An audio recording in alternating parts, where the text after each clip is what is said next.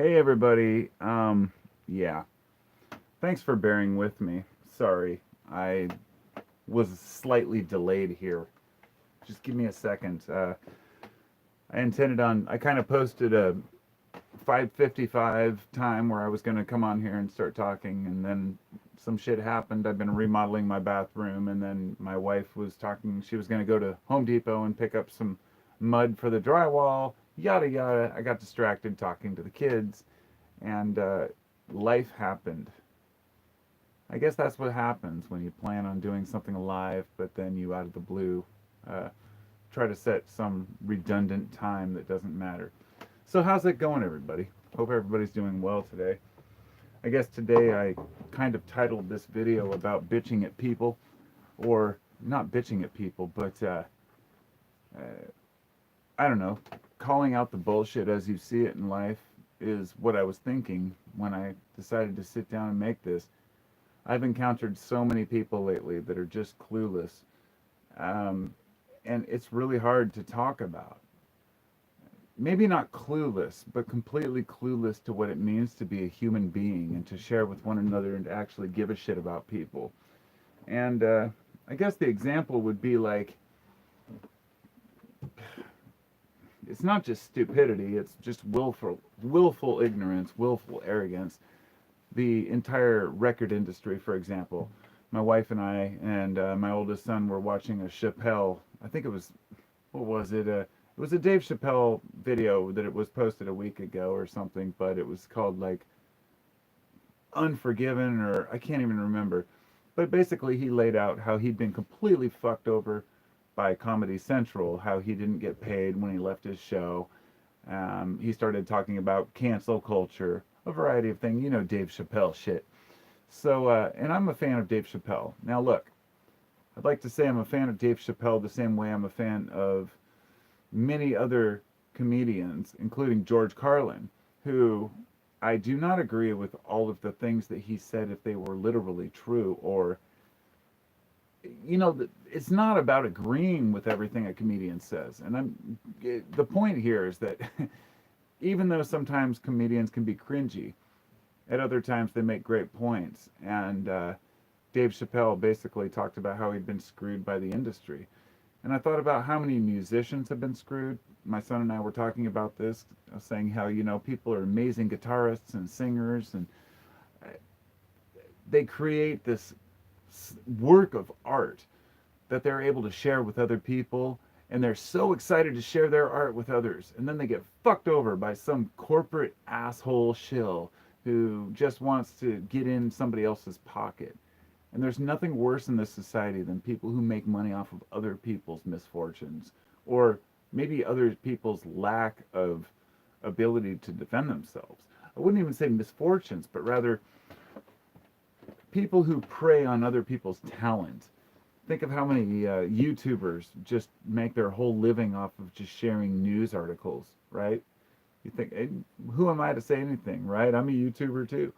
But I'm not using everyone else's research and sitting here saying, hey, this, I mean, even though as humans we're all sharing each other's research, there's, I'm not sitting here trying to sell you something else that someone else created. All of history is littered with people trying to rip off other people's ideas, trying to make somebody else's ideas into their own. And just like Dave Chappelle, the reason I brought that up, he talked about how he had when he was about 15 years old, some guy asked if he could use a joke that Dave had written. And he's like, yeah, sure. And then the guy used it, and then I guess the guy used it a couple other times, and Dave said, hey, man, you can't. You got to give that joke back, basically. And the guy stood up to him, like, in his 20s, way older than him. Basically said, what are you going to do about it? That's my fucking joke. Now, that's the mentality a lot of people have. I have more power than you. I'm able to have a stronger influence on the world. Therefore, fuck you. Your idea sucks, and, I'm going to steal it. And if I can't have it, nobody can have it. And, it's shameful. Like, I can't imagine stealing somebody else's intellectual idea. Now, at the same time, I'm completely opposed to, at this point in history, to having copyright and patent protection for any company. And I feel that way strongly. And I know I want to have a discussion about this with somebody who supports patent protection because I really want to have kind of a one-on-one podcast about this. It's a really important issue. There are patent trolls, people who just steal ideas from others, and those who just sit on ideas but never actually use them and wait for somebody to produce something. You know, a self-wiping asshole, and then just wait for somebody to patent that, and then they say, "Oh, hey, we already had a patent on that. We're going to sue you for millions of dollars." But they don't just sue a company who has an idea. They wait till a company's made their millions, then they sue them for infringement. Just like copyright protection, companies like Disney who can step in and just basically take whatever they want. And when Mickey Mouse's patent or copyright protection expires, what do? They go lobby Congress to lengthen it. They've done this, I think, a few times now, and this is why Mickey Mouse is still not in the public domain. Um, it's pretty absurd the kind of bullshit that we put up with as a society, the kind of bullshit we put up with from our fucking government and from our the politicians are one thing, but we are allowing the corporations to run this country.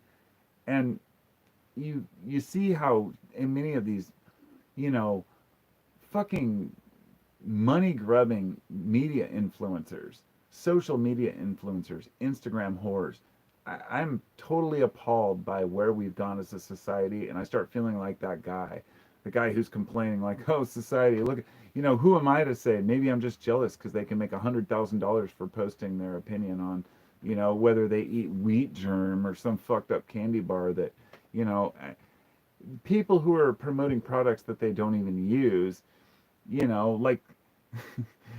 Like the guy with dreadlocks and a huge beard who's promoting Dollar Shave Club. Like, come on, man. Fuck. Where are we going here as a society? What are we going to do with all this pretentious bullshit out there? And I'm grateful that I can sit here and say fuck, fuck, fuck, shit, shit, shit, and not give a damn if I'm being censored or being compromised because of the YouTube algorithms. I know my shit's not going to be fucking promoted. So why should I give a shit about how I watch my mouth? That's an interesting conundrum here. When the creators, nobody gives a shit about, anything except mainstream media, except the mainstream outlets. We live in a world of pretentious bullshit. And at the same time, I sound completely negative sitting here talking about this. But I don't think that way in my day-to-day life. I generally have a positive outlook because I stick to my own group of peeps, my own reality, and why should I give a shit about what the rest of the people care about? So I'm going to back up here, take a moment. It's been about, 8 minutes here, so I'm going to read some of the comments and say hello to everybody. Dun, dun, dun, dun, dun, dun. Where have you been, man? Says Frank. People have asked me that, where have you been? And I've honestly said before, what the fuck are you talking about? I'm like one of the guys who uploads more shit to YouTube.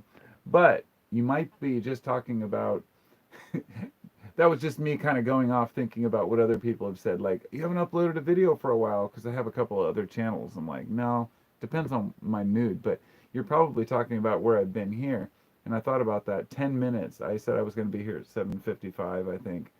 And it was like 10 minutes. So I guess I already explained that. I don't need to explain that further. Jeff Bezod, somebody says. You mean, yeah. Somebody said something about eating Jeff Bezos earlier. I don't know. Different story altogether. So, hey, what's up, Keith? What's up, Biohazard? Hello, Speciosa. How you doing, my friend? Brother Carpio, okay? He must have just still been waiting for me to come on here. I'm going to flip down a little bit and get closer to the end here because I don't want to read every single comment, but say hi to everybody. Hey, Frank. All the drugs says the corporations aren't the problem. Well, no, they're the consumers of the problem, actually. I agree. Kratom. I figure they're using it to keep Kratom legal. Dun, dun, dun, dun, dun. Flipping through the comments, believe me. I'm in love with 2 girls. Oh, man. Well, good luck on that one, bro. Daniel. Hello, Daniel. Hello, Cammy. All the drugs says all the evil corporations aren't actually evil. No, evil doesn't exist. I don't believe in evil. I just believe in greed. Greed is answering to your shareholders and stock buybacks instead of helping the consumer or your employees. When your employees don't make enough to live and they have to live on the streets, but you can go out and buy, jets for your CEOs, there's a serious problem with the disparity in wealth. My thing is, I don't believe bankers are worth a fucking damn. I think that they're the garbage in our society. And people have, it's not that people revere them, but society reveres the banker. Like, well, because they're in charge of money, other people's money, they're somehow worth money, more money than the average worker. It doesn't make sense to me. I just don't buy into these illusions that society has about who's worth more money. Like CEOs work hard for their companies. No, they work hard for the shareholders. They don't give a fuck about the employees. They don't give a fuck about anything except the shareholders because they're the ones who buy stock. And it's a sad fact of truth, man. Hello, Kapooks1000. I like your channel. My opinion is that you should try DMT. Dude, I've probably smoked more DMT than you could fucking shake a stick at, my friend. You have no fuck. If you haven't seen my videos on DMT, maybe I've deleted some of them in the past, but there was a time in my life 10 years ago where I was buying, grams regularly of amazing quality DMT, and I've been through some crazy tunnels. So, yeah, not to sound braggadocious, but dude, I've done a lot of psychedelics, and I have got to the point where I feel like I've evolved past the need to take psychedelics like DMT. It is too much and too fast, and there's no real. It's kind of like DMT compared to, say, psilocybin mushrooms are like conspiracy theories compared to real occult knowledge, in the sense that conspiracy theories might give a person a quick fix and it's all exciting because you can make up whatever reality you want, whereas learning about ancient history takes a lot longer. The same way that DMT comes at you really quick, hits you really fast, and you think that you have some awareness, or oh my god, there's elves in here and it's tunnels and all this crazy chaos, but then you step back and you think, oh god, I don't really know what I thought I knew. Maybe the reality of DMT might not be what people think it is. Therefore, it seems like a tool that's way out of many people's realm or league or interest, but I'm fascinated with it still. I was just looking at this orange powder the other day thinking, is it time again? Last time was by the campfire and it was pretty intense and I had a good time. So, hello Cami. Hello Joshua. I've never been as excited to catch a live stream as your stream. Well, hey man, I appreciate that. That's great. I wasn't even gonna do it. I'm like, I got other shit I should be doing, but I just love doing this. I like talking with people. Hello Charles. Hello to everyone. Herbally medicated. I haven't taken my Christmas lights down. They look nice on the pumpkin. Hey man, I just put up my awesome Christmas lights yesterday, and I think they look fantastic. I'm sure a lot of you have seen that video, but it's kind of part of what I was going to talk about. Like, it's hard to get motivation right now to like do these things. Like, what's the point? What's the point? I'm not interested in society's bullshit with the lights and the games and the holidays, but I am at the same time because I enjoy it with my family. In other words, I don't do it because of the Joneses, to keep up with the Joneses. I do it because I actually enjoy it with my family. My kids like it. My wife likes it. I like it. And that's just, what it's all about. So, dun, dun, dun. Hello, Tupu. And, yeah, hello to everyone. How many comments do we have here? Oh, good. I'm catching up. I agree with you about psychedelics. Never did DMT, but when I was younger, I had an ego death experience at 15. Pretty sure a friend gave me 5-MeO DMT with the weed. Yeah, it's possible. My belief is this: a true ego death cannot come from short-term psychedelics like DMT. If you want to define it that way, a true ego death comes from a long-term experience where you break down those barriers, where you resist for a while and finally let go and see that you are connected with the universe, that you are all one with others, which is perhaps why I title some of the videos I do like the one I just did here. I'm frustrated with stupidity. I'm frustrated with dumb-ass people. You know, I mean, people are no stranger to my political beliefs. I mean, I'm sitting here, fucking long-haired dude with the Santa hat on, hippie kind of guy. If you don't know that I despise Donald Trump, I mean, it's always funny every time I even say that, people drop off like, "Oh, I didn't realize." Like, hey, I don't like Biden either. I'm not a political guy, and I'm not going to make this about politics. But the point being that I have this fascination with the fact that people actually are fascinated with politicians, or that they think any politician is going to save their life or anything else. But it's because of the psychedelics, the experiences I've had, that led me to this realization that leaders are failures, that all leadership has failed us. And we're desperate to find some truth in this world. But my epiphany that I've had, um, the epiphanies that I've had in life have led me to understand things in a way that I can't explain in words. That I can give a certain nod and talk with people and be like, yep, this part of society's fucked. But unless you're there in person, it's hard to define. This is why text is so fucked up. Sitting here, you know, leaving messages, they get misunderstood, misconstrued. I've had people leave comments on my YouTube channel that I respond maybe thinking they meant something harmful, and they're like, whoa, I didn't mean that at all. Over the years, I've learned to not take things personal. My own brother and I text all the time, and we had this realization recently that we don't really understand what we're saying through text because it's always misunderstood. My own mother and I have disagreements through text because she thinks I'm being serious or really being hateful when in fact, you know, about a certain subject, when it's just something that maybe I'm not interested or I don't like. We have different opinions. And that's what being human is, man. Different fucking opinions about different things. Being able to accept that other people aren't going to believe what you believe. And that's okay. Because Jesus fucking Christ, man, we're all born into the same world. We don't know anything about where we came from or where we're going. Every single thing you know, you learned. So you think you know them. Just like me. And every decade, every fucking year, I have these new epiphanies that, man, I don't know a goddamn thing about life. Wait, maybe this person was right. Or, whoa, the old timer who gave me this advice when I was 15, they were right. Instead of, they're just a tired old man. So I have no opposition to the older generation. I love people who are older who understand the world in their own way and can talk about things. I mean, some of my subscribers are old, over 60 and 70.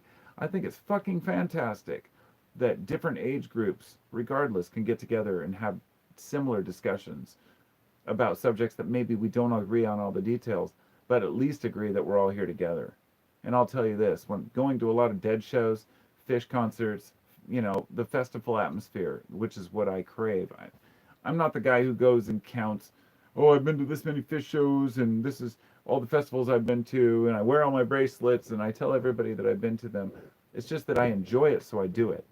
You know, like the regional Burning Man. I went for the last 10 years until last year I couldn't get tickets, and then this year there was COVID. But man, hanging out with people who are like-minded, a lot of these people are completely, a lot of folks I've met at Dead shows and the Soak atmosphere are like conservative minded people. You get up in the morning after a long acid trip night and you sit under somebody, you just wander around, meet somebody, and you just have coffee and talk. I had a coffee booth I set up where I just gave away free coffee. Set up this huge coffee maker, got a generator, made coffee, and just gave it to people. You don't sell things at Burning Man or Soak, which is the regional. Just shared things with people, talked about life, and we got to understand each other a little better. And a lot of people have different views, and that's okay. You know? Having a different viewpoint's all right as long as you can discuss it with people. You don't have to get angry at folks. You don't have to get all pissed off at each other about things. And I don't know how to make that better, you know, for all of us. So I'm going to flip through the comments briefly and say hello to everybody.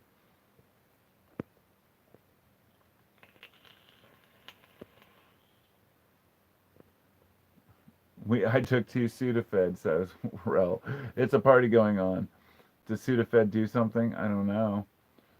Hello, Loverboy2K9. Hello, Daniel.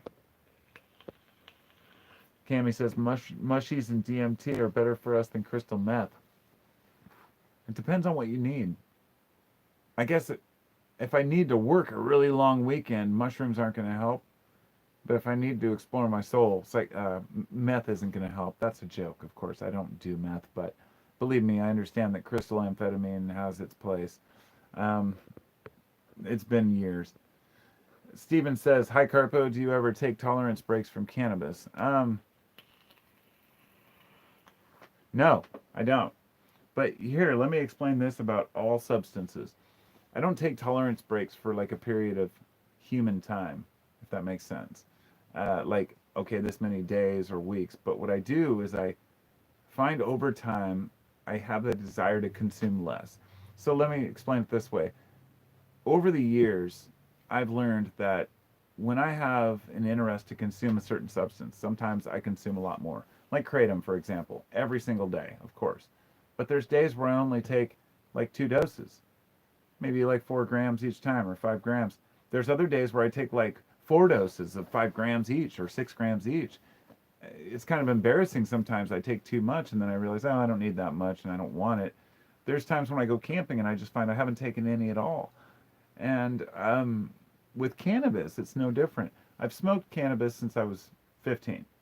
I'm 45 last week. So happy birthday to me. 30 years of smoking pot, right? I mean, it's crazy to think about how long I've smoked weed.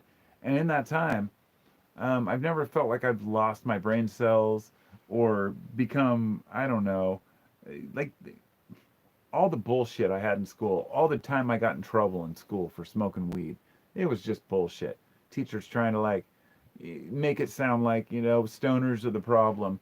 I had a probation officer. I got busted growing weed when I was like 21. And I remember going off on my probation officer, just being like, weed should not even be illegal. This is ridiculous that I'm even in here taking a UA, a drug test, urine analysis. A urine analysis that I would fail every time for 2 full years, and then end up first having to go to like a short drug class, then having to go do 30 days in jail or in the restitution center just for pissing dirty for cannabis. My wife came at the time; she was my girlfriend, and she came to visit. Uh, when she could. Since it was a restitution center, I was able to get out and actually go on this job hunt, so my wife could pick me up to go on a job hunt. The reality is, we just went to the bar and drank Long Island's, and when I came back, I ended up getting a breathalyzer at the jail. Got thrown in an isolation tank. I have a lot of weird stories about this. I'm not a jailbird, but the time I had there was really interesting. Um, I got thrown in solitary confinement in a jail just for a probation violation for a weekend. I was there. I was in isolation because they had no cells. I mean, going to jail is the worst thing you can do for yourself. Believe me, do not get yourself in jail. But it was for weed, just weed, smoking pot. And I thought, how pathetic. People have a complete misconception. I want to break this misconception and be the stoner guy who is completely coherent and functional and able to talk about life and not feel awkward about the fact that I smoke an herb, as if it's any different than drinking coffee for me. If you don't smoke pot, then you consume it once in a while. You're going to get really stoned, of course. But if you smoke it every day, it's the same way I couldn't understand how my alcoholic friends could handle drinking beer every single day. I think if I drink beer, it just makes me tired. But now that I drink too much beer, it doesn't make me as tired. And I'm actually working on that. I'm being brutally honest with you. I'm trying to quit using a lot of substances over the next year here. I don't feel like I overdo it. I do drink beer. I do smoke pot. And this is a long way of answering the pot question. Yeah, I smoke pot, and sometimes I want to I think maybe I should take a break. But over time, I find that when I'm feeling good, I just don't have as much interest in cannabis. I don't have to force myself to quit something if it's not harming me.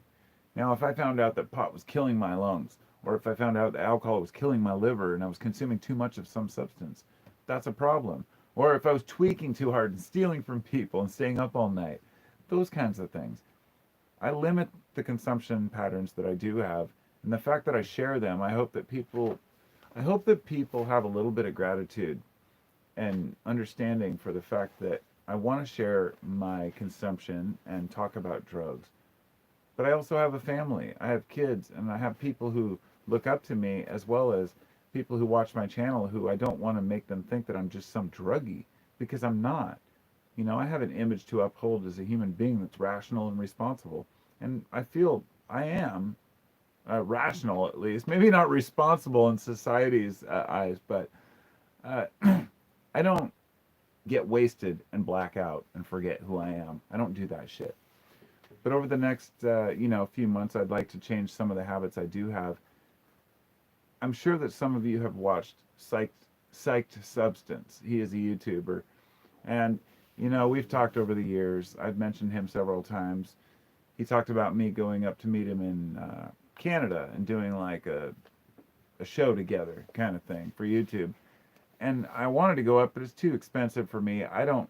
He makes probably enough income off his channel where he can take trips, maybe. But for me, I just didn't think it would be worth it at the time. But I also felt awkward going up and meeting somebody in Canada and doing drugs together and putting that on YouTube, because I felt like he kind of glamorized drugs at the time. And Adam, if you're out there, I know you probably don't watch the channel, but all respect, dude, you're a good brother. He's a good guy. He's got a good heart and a good soul. He uploaded a video the other day, and I advise you all to watch it. I'm sure he doesn't need my plug for his channel, but psyched, like psyched with the ed, substance, and he talks about. He said I lied to you. It's kind of a clickbaity title. No offense, bro, but he's like, I lied about my addiction, and he talked about how he'd been using certain substances and just how awkward it is, because you're sitting here putting on an image on YouTube like you're a certain person, right? Not him, but just anybody in general. People expect you to be a certain type of person. So they look to somebody who says, I do psychedelics and I can teach you all these things about it. Then they look to the person for guidance and think, this guy knows what he's talking about. This is why I don't talk about psychedelics more often. Because honestly, it's probably one of the most fascinating subjects to me. I could talk about it all the time, but then I just seem like a psychedelic fucking tripper. Like, how often can you talk about drugs? You have to be responsible and talk about more, deep things that you can deal with in your regular life. The only time I talk about psychedelics is right after I've tripped. I rolled a couple weekends ago on Molly, and it was a phenomenal experience. I thought of and embraced a few ideals about what's important, and it's always the same thing. Psychedelics have always left me with the same realization. Family is the most important thing. The only important thing. That's it. The rest of it can fade. Solar flare takes down the grid. YouTube's over. I'll never see you all again. Sometimes you take this for granted, like being able to sit here and talk with you all. I just have to move on to something else, like we do as humans, right? But being able to express myself to y'all is really rewarding to me. It means a lot. It does. And I appreciate all of you who take the time to sit and listen to a random stoner sitting behind his fucking cell phone on some shitty little tripod in his back office. It's crazy times we live in, So I'm going to go through the comments and say hello to everyone. I just spent like, 5-6 minutes explaining whether I take tolerance breaks for cannabis. The long story was no, I do not take breaks from any substance I use.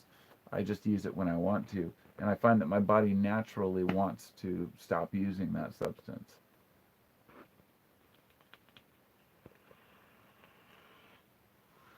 Weed can make you trip without adding anything. It can for some people, especially if it's taken orally. Consuming oral cannabis or heavy amounts of hash oil can really do that. I tend to smoke bud. I have homegrown, my own strain that I'm one of the people who can say I've taken cannabis and bred a male and a female, taken those seeds, grown those seeds up, and harvested the bud from that, and that's what I'm smoking. Like, that's something that not a lot of people can really say. And so I kind of take that for granted, but man, this weed kicks my ass. My brother the other day, he sent me a text. He's like, "Hey man, I just found a nug of that weed you gave me," and he's like, "It was amazing, it was great." I was like, thank you. You know, it might not be the stinkiest or the most terpene rich, but cannabis is perhaps one of the subjects I know the most about. And I could talk your ear off with cannabis. But somebody mentioned the other day they remembered me and Traveler. Traveler was a friend of mine. He is a friend of mine. His name's Joel. He came over and helped me harvest my garden years ago when I had a medical card outdoors.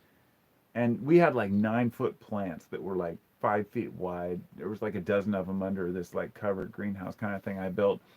And we sat and we talked about life and philosophy while we harvested it, and I uploaded it to YouTube. Now I don't know if those got censored or if they're even still there or what, but I think I might have deleted some of them because of YouTube's controversial bullshit. But they were good videos. I still have them. I might re-upload them one day. But he was over here last night and the night before. Traveler was a friend I grew up with that we I found this song the other day called "We Like Smoking Heated Moss," and it was this joke with us playing guitar and on the shitty little tape recorder we had back in the early '90s. Um, I don't know. I don't want to talk about coincidences and synchronicities, but his truck was broke down. His truck. He's a trucker. He drives. You know, he just got back from Kansas. If Tobacco Row is out there, he's from Kansas. He said that he needed a, he was wondering what I was doing because his truck was going to be in, or no, he was stuck in town for a couple days because of the load was delayed or whatever. So I was like, come over, dude, you can stay here.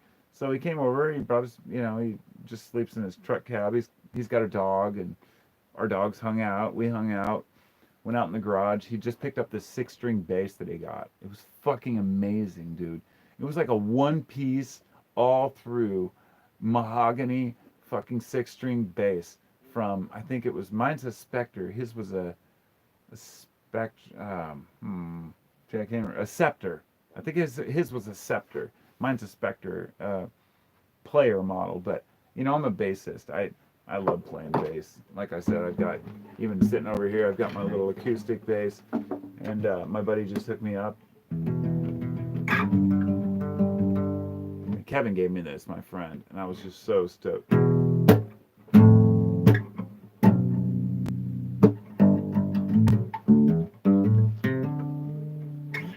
Bass is awesome.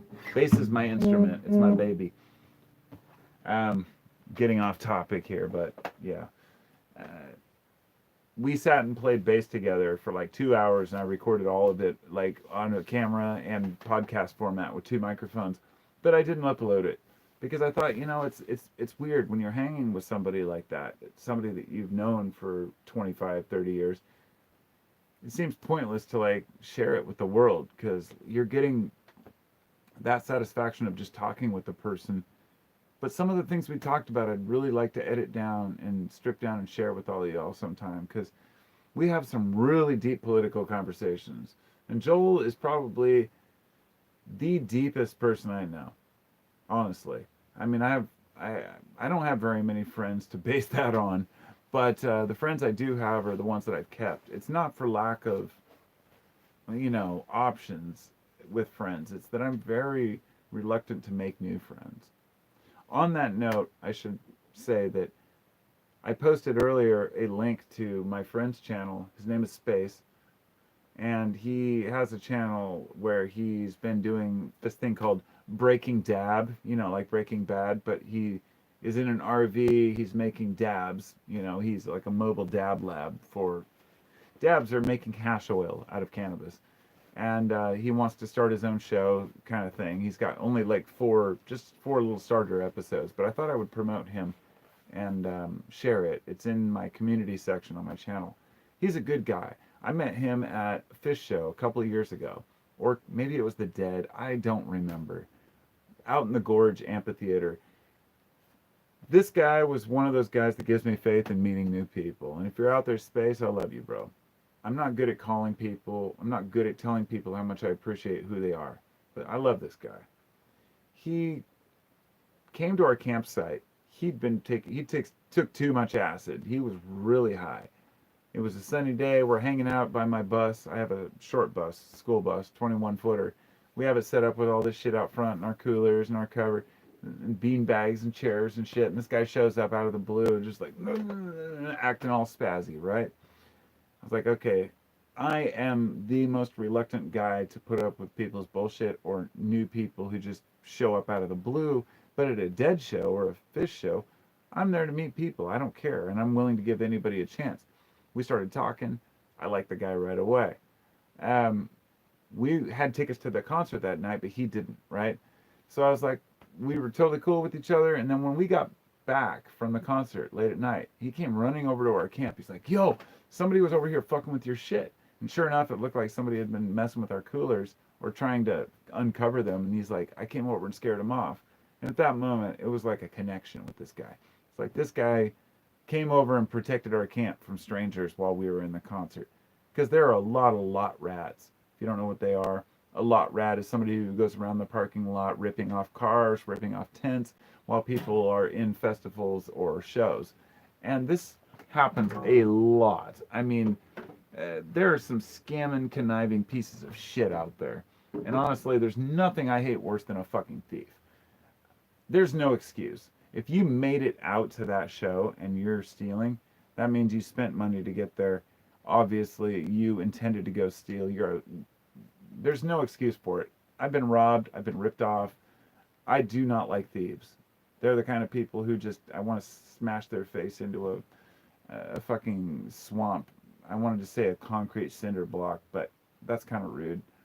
Uh, I'm not a violent person, but I know that a lot of what happens in society is just tolerating that kind of bullshit. Then we send these guys to prison and then pay for them to be incarcerated. You know, it's a fucked up world we live in. And I'm getting way off topic, but at the Dead show, you know, most people are pretty fucking awesome. So the ones that aren't are called out pretty quickly. They would be like the nitrous mafia, which they show up with a nitrous tank and have a bunch of dudes standing guard, sell as many balloons as they can, then they take off and take their money back to the East Coast. And those guys are fucks. There's a nitrous mafia person out there watching this by chance, you suck. So anyway, I'm going to go through the rest of the comments. Olivia, hello Olivia True. She says lights bring cheer. Yes, they do. That's why I'm glad I have Christmas lights up. Joshua says 44 people are watching and only 18 people have liked the stream. That's only 41% of the people. Smash the like button. Yeah, well, thanks, man. But you know what? I do appreciate that. It looks like it's 28 now, so I appreciate you saying that. I always feel awkward saying hit the like button, but I also understand that why should a person hit the like button if they don't like it yet? You know, some of the stuff I say is a little controversial for a lot of people. Maybe not for me. I try to be mild. I try to be fair. But hitting the like button, I guess, does change the algorithm and it promotes my stuff more. When people tell me that my videos showed up in their feed, it always trips me out because it never happens, dude. My channel is so pushed out of YouTube's algorithm.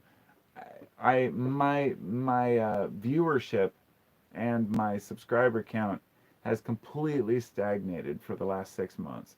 I figure it's done. Like my YouTube channel, as far as having any chance of being promoted by the algorithm, no. I'm sure that Stephen Colbert will show up. All a person has to do, if you've never used a computer, you're not signed in or anything, and you go to YouTube, and I've tried this, and I search my own name up, Carpo719, to see what happens. Sure, my channel shows up, some of my videos, and then other videos that aren't even related to mine, like before my other videos. You would think if you look up Carpo719, it would show all of the videos that have that in it first before it shows Colbert or, you know, some late night shows or some bullshit. You know, it's like deep breath, fuck it. You know, who am I? Just a guy talking on the internet. What good is it, right? Doesn't matter. It's why we lose faith in anybody giving a shit about what we have to say as individuals. You know, I know I'm not perfect. I know that I'm a fuck up in many ways. I know I've had my own problems in life. I know that sometimes I say things because I'm frustrated. I'll post something about politics and think, I shouldn't have done that. And then other times where I'm like, I have to do this because I feel like it's my duty. But all the while, most of the subscribers I have, we can step back and say, hey, We know it's all his.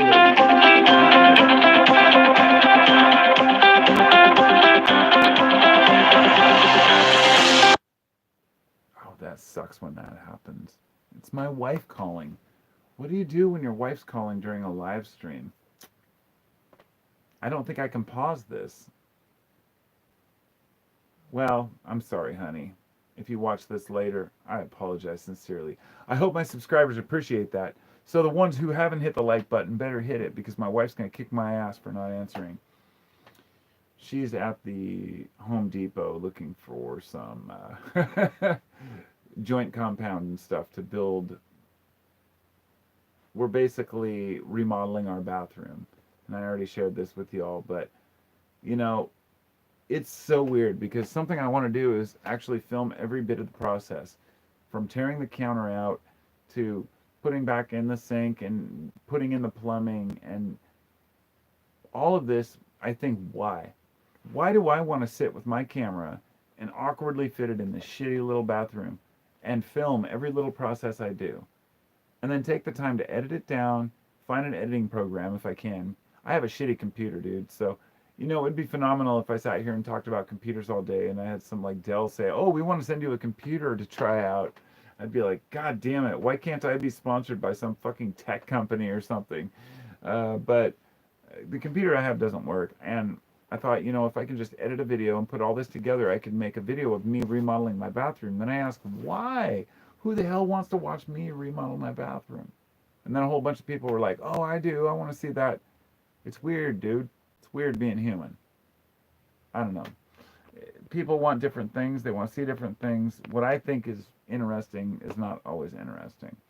And what others think is interesting is not what I would think would be interesting. But then I find myself watching a guy remodeling his bathroom, right? It's just strange. Izzy says, "You will reach out to so many doing this. Keep it positive vibes." Oh, I try, Izzy. I really do. Positive vibes are relative, though, aren't they? Isn't it all subjective? Jason says, "Have you ever tried human excrement?" Of course, I try it every day. It just goes the other way. I try shitting it out. Jankum? Oh, God. You guys are sick. He's talking about methane, right? I mean, inhaling any gas. When we were kids, we bought a can of butane. We inhaled it. We bought Scotch Guard. The embarrassing thing, I don't think I've ever said this before, but yeah, we did Scotch Guard when we were like 16. We found out you could get high by inhaling aerosols. Stupidest thing I ever did. I remember my friend doing some in a tree house we had and just puking. Dumb things that kids do. Do not do that. Do not consume aerosols. Do not take weird drugs from over the counter. There are none that are worth your time, believe me. With the exception of a rare instance of nitrous oxide when I'm on psychedelics. And I don't want to go too far into that one, but it's crazy. Hello, well-being. Yeah.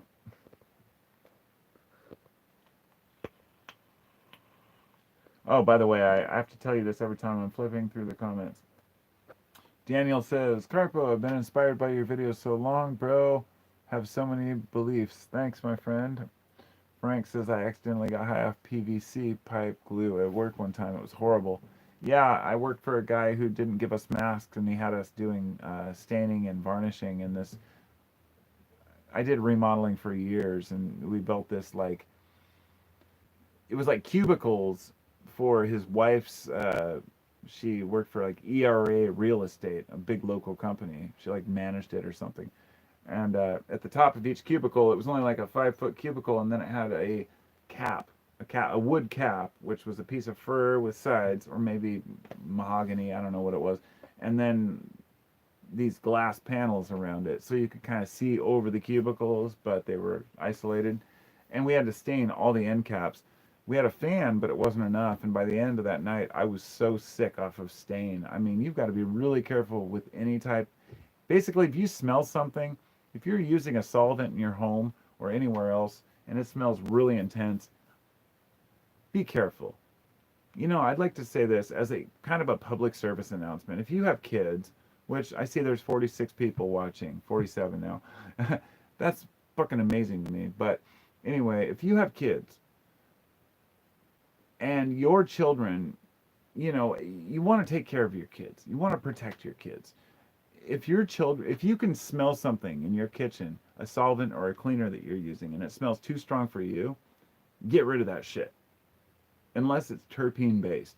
And what I mean by that is terpenes are naturally occurring compounds such as tea tree oil, peppermint oil, orange oil, lemon oil. You can buy these in bulk.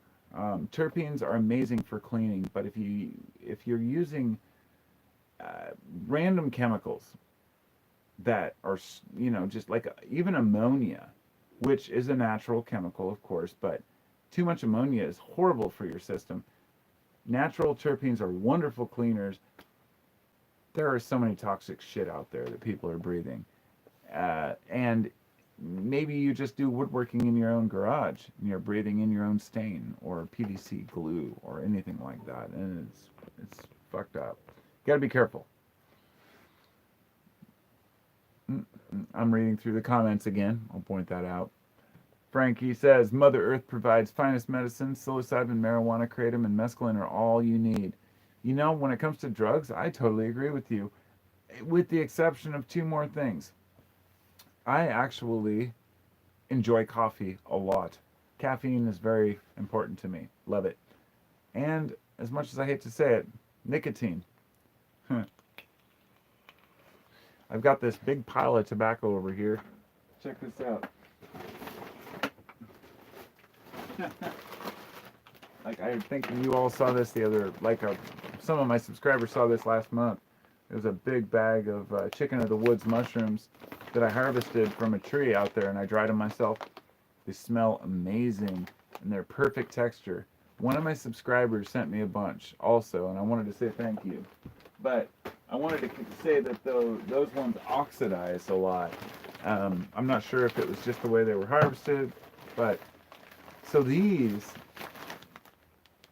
this is tobacco that I harvested in September. It smells amazing. And this was out of my own garden. This was Mohawk tobacco. Just throw it behind me. I've got a big bag over here that I need to kind of reconstitute. I've got several different types of sage. I've got natural terpenes. To me are like one of the most amazing things. This one right here is called Mountain Monderella. It's also known as coyote herb or pennyroyal. It smells so good. It's like a combination of sage with peppermint and several other plants. But I'm a big fan of wildcrafting rather, which is harvesting wild herbs and making them into your own, like, I don't know. Like these, I've got a whole bunch of these bags full of this tobacco. Now, I want to say this tobacco is Mohawk tobacco, otherwise known as traditional Aztec tobacco, or Nicotiana rustica is what it's really called. It smells amazing. I don't smoke, but I used to. But this stuff is not the stuff. You smoke this in a cigarette, you're going to puke your ass off. This stuff is up to 10 times stronger than your standard tobacco. It's used ceremonial by various native tribes, and this is prized for its potency. It also contains various other compounds, including DMT, and which is dimethyltryptamine, in small amounts, and a mild MAOI itself. Not enough to make you trip, you know, because you'd get sick before you do that, but it could be extracted for many different purposes. And some of these, kind of like certain teas, tend to lend a different view to ayahuasca trips, or they would take it with certain psychedelics. Very extreme caution when you're using any type of tobacco, because they'll kick your ass. But all of that was in response to somebody asking me about cleaners or PVC glue. So I'm going to move on now. Kapook says, thank you very much for answering. I only took small dose DMT. Usually when I took some DMT, it clears my mind of addictions. No, dude, you might be super beneficial. That's what psychedelics do for me. But I have to take... Here's the thing I want to say about psychedelics, briefly. Taking high potency but short-acting psychedelics can give you kind of a window that, holy shit, there's more to life than I thought. But when you really want to go deep, taking psilocybin mushrooms, well, whoops, oh, I just fucked my shoe up, damn it. Oh, I hate that. I pulled too hard. Taking psilocybin mushrooms can last like 6 hours. Taking LSD can last 8 to 10 hours or longer. Some psychedelics even last 24 hours. Way too long. Do not recommend it. I don't even recommend LSD. I don't want to recommend any psychedelic, but what I wanted to say was psilocybin allows a person to go through the intense peak of the trip and then get about 2 to 3 hours later into the main part where you really start processing what it means to be a human being. Therefore, psilocybin mushrooms have given me a new view of who I am and what life is. However, taking other substances like MDMA have really helped a lot of people who can't handle the experience of visuals. Now, if any of you are really interested, I might do a live cast here down the road for those who want to hear more about psychedelics and really get in depth and answer questions. I would like to do it. I would be actually honored to do it. And so if any of you, really want to hear me do a video like that, you have to push me. If you want to hear a certain topic, you got to push me on it, because I'm reluctant to talk about psychedelics, knowing the implications of what it means to tell strangers on the internet that taking illegal drugs is good. I have some of my neighbors watch my channel. Some of my friends watch my channel. Some of my friends' parents might watch my channel. My own mom watches the channel. My brother. I don't want to seem like an irresponsible douchebag who sits here saying, yeah, man, you should take this. It's crazy. Because it's not. It's more than crazy. It's overwhelming. You do not want to be taking psychedelics without the right mindset. So I'm going to continue through the comments here. I'm no problem to respond. I'm grateful to answer. Daniel says, bro, please read my messages. I'm trying. Rel says, I watched a Carpa video in 2016 and got off Roxy Oxy in 2020. I got off Kratom, but I miss Kratom.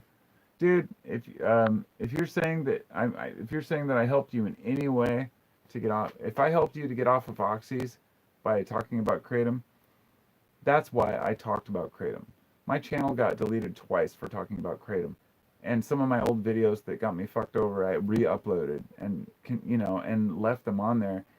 It's important because when people hear a person with somewhat of a level head, like I consider myself, talking about a substance that might help them get off of something like fucking oxys, it's like, Jesus Christ, man, it's like a no-brainer that I feel obligated to even talk about these things. I want people to be healthy and happy. I've fortunately never been a heroin addict myself. But believe me, I've had my share of pills at my disposal in the past. And I don't want to get into that one, but I'm glad if I could help anybody at all. Okay, flipping through comments again. Somebody says, about to do 2.5 grams, Kratom, right on. Yeah, I can't help it. Taking a lot more than that. I always take 5. I got to slow down. Joshua says, I'm 19 and hold you in high esteem for your perspectives. Well, thanks, Joshua. I'd like to say that I wish I had somebody my age and knowledge when I was fucking 19. We had nothing. We had to read books and, just hope that a person knew what they were talking about. You look a person in the eye and you know whether they're serious or full of shit. And hopefully when you all look, even through a camera, through the many different mediums, then I'm not lying to you. That at least I believe what I'm saying and that I do care what your opinion is. And I hope that you can return that favor. And that's really all I've ever asked online. It's a crazy life, man. There's days when I feel it, when I'm totally dialed in, and other days where everything just seems like shit. I woke up this morning and I was actually kind of bummed. For the first time in a long time, like not bummed, but how am I going to get motivated today? But I ended up remodeling, like getting all this demo done in my bathroom. Like we beat ourselves up until, it's like we just gotta let go of some of that shit. Just gotta let it go. And I wish I had people that I could look up to. And God, that sounds arrogant, but even some of my psychedelic heroes are douchebags. Like, for example, Alan Watts and like Terence McKenna. They're both great speakers. Terence mostly on psychedelics and the ether, but you've got, Alan Watts talked a lot about, Zen Buddhism. Then you've got like a Ram Dass or Richard Alpert, who was one of my favorites back in the day. He recently passed, but he had, God, I think, yeah, he recently died like last year, I think, but he got a condition where he couldn't speak, and you start to learn about your heroes, and then you find out that maybe they weren't as wise as you thought they were. And that's the message here, is that I don't know shit. And all of you know that. And hopefully my subscribers know that. Maybe that's why my subscriber count has been so slow over the years. And maybe that's why my channel has not ever taken off, is because it's just only a certain type of person wants to hear some pretentious douchebag talk about shit, random things, without structure, but also understand that I'm just another dude. That the people who share stuff like this don't tend to really care about monetary gain or profits or networking or anything like that. And maybe that's why we're all broke. If that makes sense, I guess. Uh, Jason. Jason Poljak says, Ambien and Klonopin seems to have stolen my dreams. My friend, if you're taking Klonopin, I would highly recommend to quit as soon as possible. I had a prescription for Klonopin. I asked for benzodiazepines, and I have a history with benzos, and I could tell you a lot about it. We were buying black market Valium for a while. In fact, the ones with the V's cut out, put that shit on a candy necklace, dude. We loved our Valium back in the day. And let me just tell you this. If I could acquire a box of Valium, a huge box, I would buy it in a heartbeat. It's been hard to find. Valium is one of the few things that helps me to cope with stressful events. It makes me want to call people rather than being in an avoidance. If any of you understand what it's like to be in an avoidance mindset, I haven't answered my phone in over a year. Of course, a couple friends once in a while. I do not answer my phone. My friends, it drives them nuts. They're like, they know that I see that they're calling sometimes. Most of the time, the ringer's just off and I leave it plugged in. So I don't just like ignore people, but I just don't respond to calls because it makes me anxious. Imagine when somebody calls that says Washington State, or it looks like it's unlisted, or the fucking IRS wants their tax money, or a million other things. I'm a nervous person in many ways, and I'm still coming to terms with that. I'm trying to acknowledge kind of how to deal with that, but I don't know. I don't know. It's like when I was taking Valium, it helped me to not care about that. It helped me to not give a shit about the big problems in the world. That, unfortunately, comes back to bite you in the ass. Klonopin is a little faster acting, and it's very similar. At one point, I ordered a full, I think it was like a gram of clonazepam from China online, it wasn't the dark web. It was legal, but it was an RC and or a research chemical. Let me just briefly tell you all this if you're not aware. Research chemicals, or RCs, or research chemicals, are basically these chemicals that are similar to other compounds that are illegal, but they're analogs, meaning that they aren't the same molecularly. So instead of DMT, which may be illegal, or LSD that's illegal, you could get LSA or DMT/B, as just random letters that are slightly a molecule off. By U.S. law, most of these are still legal. In the UK, they have what they call an analog act. And the analog act, or an analog law, says that any drug that represents or is similar to another drug or acts similarly is under this blanket ban.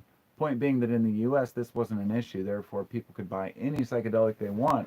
It was very similar. A friend of mine, a traveler actually, got a hold of some Lad, which is instead of LSD, it's AL-LAD.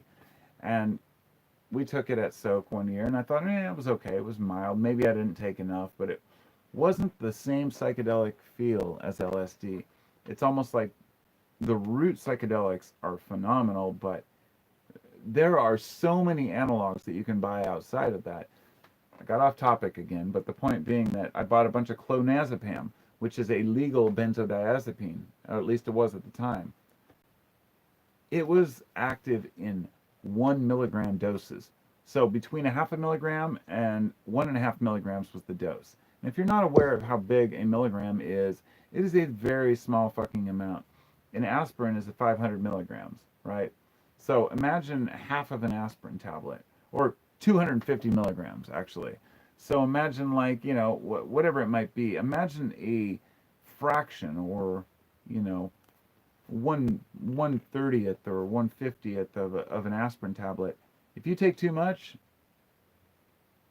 you'll forget who the fuck you were. You'll wake up in the hospital. You'll wake up in the psych ward. You'll wake up in jail. People have driven on this shit and crashed their cars and killed people and not even remembered a single thing and gone to prison for years for it. Benzodiazepines can fuck you up big time. And I flushed it. The last time I found it, I flushed it. It just came up in a random box when I was digging through stuff, and I said, I haven't taken this in a long time. It's not like I had a problem with it. I was too scared of it. And I said, I have kids. I do not want my kids ever getting a hold of this. Dump it, Doesn't matter if it's legal. It doesn't mean a damn thing. That shit is very dangerous. I would stay away from benzodiazepines, but the other ones you said was Ambien. Please stay away from Ambien unless you really, really need it. A lot of people are opposed to smoking cannabis, and a lot of people can't smoke cannabis because of their jobs. Fortunately, it seems to be passing federal, at least, acceptance. What this means, I know that the federal government will tax the shit out of cannabis, but what I also know is that federal employers at least, won't be able to charge people or fire them for smoking cannabis, because people use other drugs because cannabis will show up in your urine for longer than any other substance, because it attaches itself to lipids. It's lipid soluble, attaches itself to fat cells.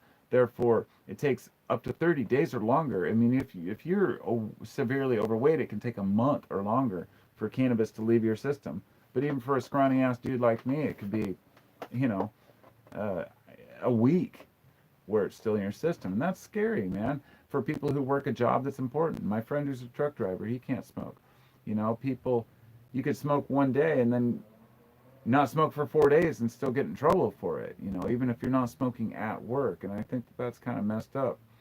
But my point there is, taking cannabis is probably preferable, or at least some sort of as a sleep aid, than I would to taking Ambien. Everybody's heard the Ambien stories. You find people waking up, in the street or walking around and forgetting that they drove their cars. I mean, it's insane what people do on these substances. So I'm going to continue flipping through the comments. Frankie says, marijuana stole my dream. Let me tell you this. Well, you already know this. I've been smoking pot for a long time, 30 years. There's times when I can't remember my dreams, and there's times when I can. The last few nights have been crazy. The last few months have been crazy. The last whole year, but it's funny. 2 nights ago, I dreamed about I was in Rick and Morty. Last night, I was back in there, and it was Rick doing something, because I'd watched them the day before. But I've had these like crazy dreams, usually where I'm in this crazy, wild situation in my school bus. There's floods, there's fires, or some apocalyptic thing. It's not about how much whether you smoke cannabis.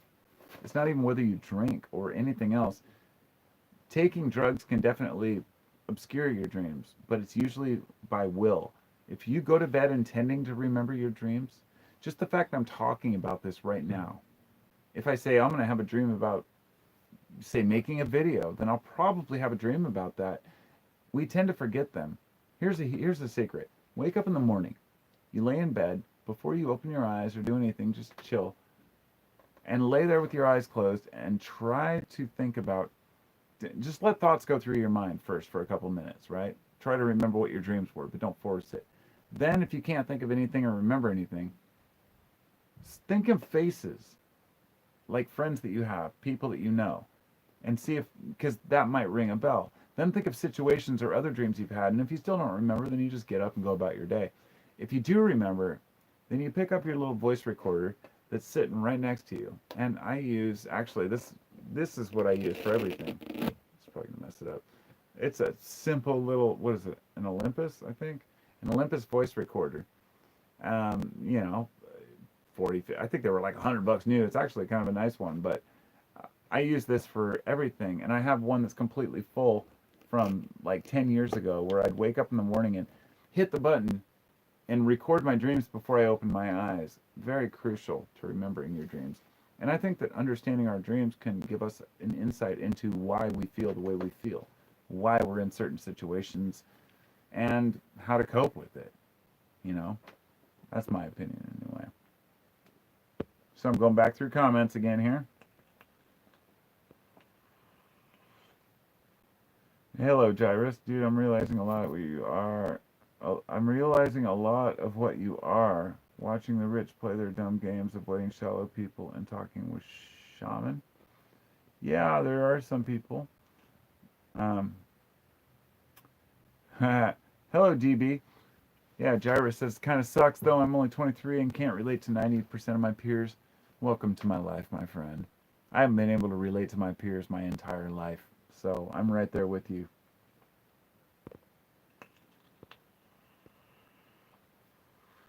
Cammy says, I'm a true concert junkie like you. Festivals, I missed the Renaissance Fair. Fuck, man, I know. That's, it's just sad. I can't wait to get back to real life, you know. Tupu says, aren't mushrooms bad for your spinal fluids? Oh my god, my friend. Wow. Okay. I don't know how to start this one. Mushrooms and spinal fluids have nothing at all in relation. I'm going to do this. I'm not being condescending. When I was about 16, we were told that taking LSD, if you took LSD, it would store in your spine and then it would release itself. And you would have a, you know, that's what a flashback was. That it would trap itself in your spine and you had to have a spinal tap or something. None of this is true. In fact, we grew up believing, I took LSD for a couple of years before I even knew what psychedelic mushrooms really were. Uh, LSD does not store in your spine, and neither do mushrooms. Mushrooms are not poison either. You might be told that. They are a psychedelic because of the way that they attach to your synapses. Okay, you have synapses which connect your cells, right? Now, in your cells, you have these receiving pockets. Okay, picture it as like a garage for serotonin. Serotonin is a chemical that your body can make as it needs, and it floats around in your bloodstream. And when you have a need or you're feeling happy, you've eaten a lot, serotonin attaches to these little enters these garages, and then you feel good for a while. And it tells your body, okay, I'm good. I don't need to go out and motivate and look for food. I'm feeling good. Then when you need motivation, serotonin seems to be replaced by dopamine. And this is very rudimentary. But along comes a drug like LSD or psilocybin. It mimics serotonin. So psilocybin is actually a form of DMT. But like LSD looks very similar to serotonin. And your cells don't know the difference. So but they do, because not only does LSD enter the same little garage, but the garage door closes. Imagine that serotonin's too big, metaphorically, and the door never closes. So serotonin can go in and then leave and take off as it needs. LSD, the garage closes and it never opens. They think that the LSD molecule might be absorbed into the body and then reused. They're not sure. But it's pretty fucking amazing that the body doesn't reject this, but accepts it wholeheartedly. And this is why a psychedelic trip lasts 8 hours. But no, it does not store in your spine and has nothing to do with your spine. And I'd really like to do a long psychedelic discussion to dispel some of this complete bullshit that people have always spread around that I believed too. I used to believe that there was strychnine in LSD. I feel like the rigid feeling you get or the intensity was from the strychnine in it, which is rat poison. You can't put enough strychnine in a little tiny square of paper to do anything to people. And we're talking micrograms here. So anyway, these are definite myths that need to be talked about. Speciosa says microdose of mushrooms would be good. I think once in a while, maybe for a couple days, or maybe if somebody's interested in just a short experiment. I do not believe in microdosing. I believe it conditions the body to be resistant to these substances because you've already consumed them on a daily basis. Therefore, when you need a big trip, you can't get the one you need. Somebody else talked about the spinal fluid here. I need to flip down further. Oh my God, I'm way off. Oh, there's too many comments. I'm sorry if I haven't answered every comment. I need to flip down here, and I'm gonna back up like 10. So if anybody had a really important question they asked in the last 20 minutes that I didn't answer, please leave the comment again because I will answer it. I feel like I'll just spend all day answering the questions, which is fine. I like doing that. But I feel like I won't get to them all. She says in Canada you can get a DUI for driving to work the next day after smoking. Are you fucking kidding me? That's bullshit. Yeah, that's bullshit. Fucking lame. Fucking cops and laws and regulations that they help to keep the douchebags away, but they also affect the people who are responsible. In other words, this is why it's not that people have an issue with, say, police in general. They just have an issue with the fact that they get trapped under the blanket laws. Some assholes, if you're smoking a joint by yourself in a park, minding your own business, and a cop, gives you a ticket, you're like, dude, you're a fucking dick. But there are people out there who abuse it and smoke in front of other people's businesses. And it's like you have to deal with the people who are irresponsible. It's kind of like the same reason why, dealing with litter bugs and everything else in society. So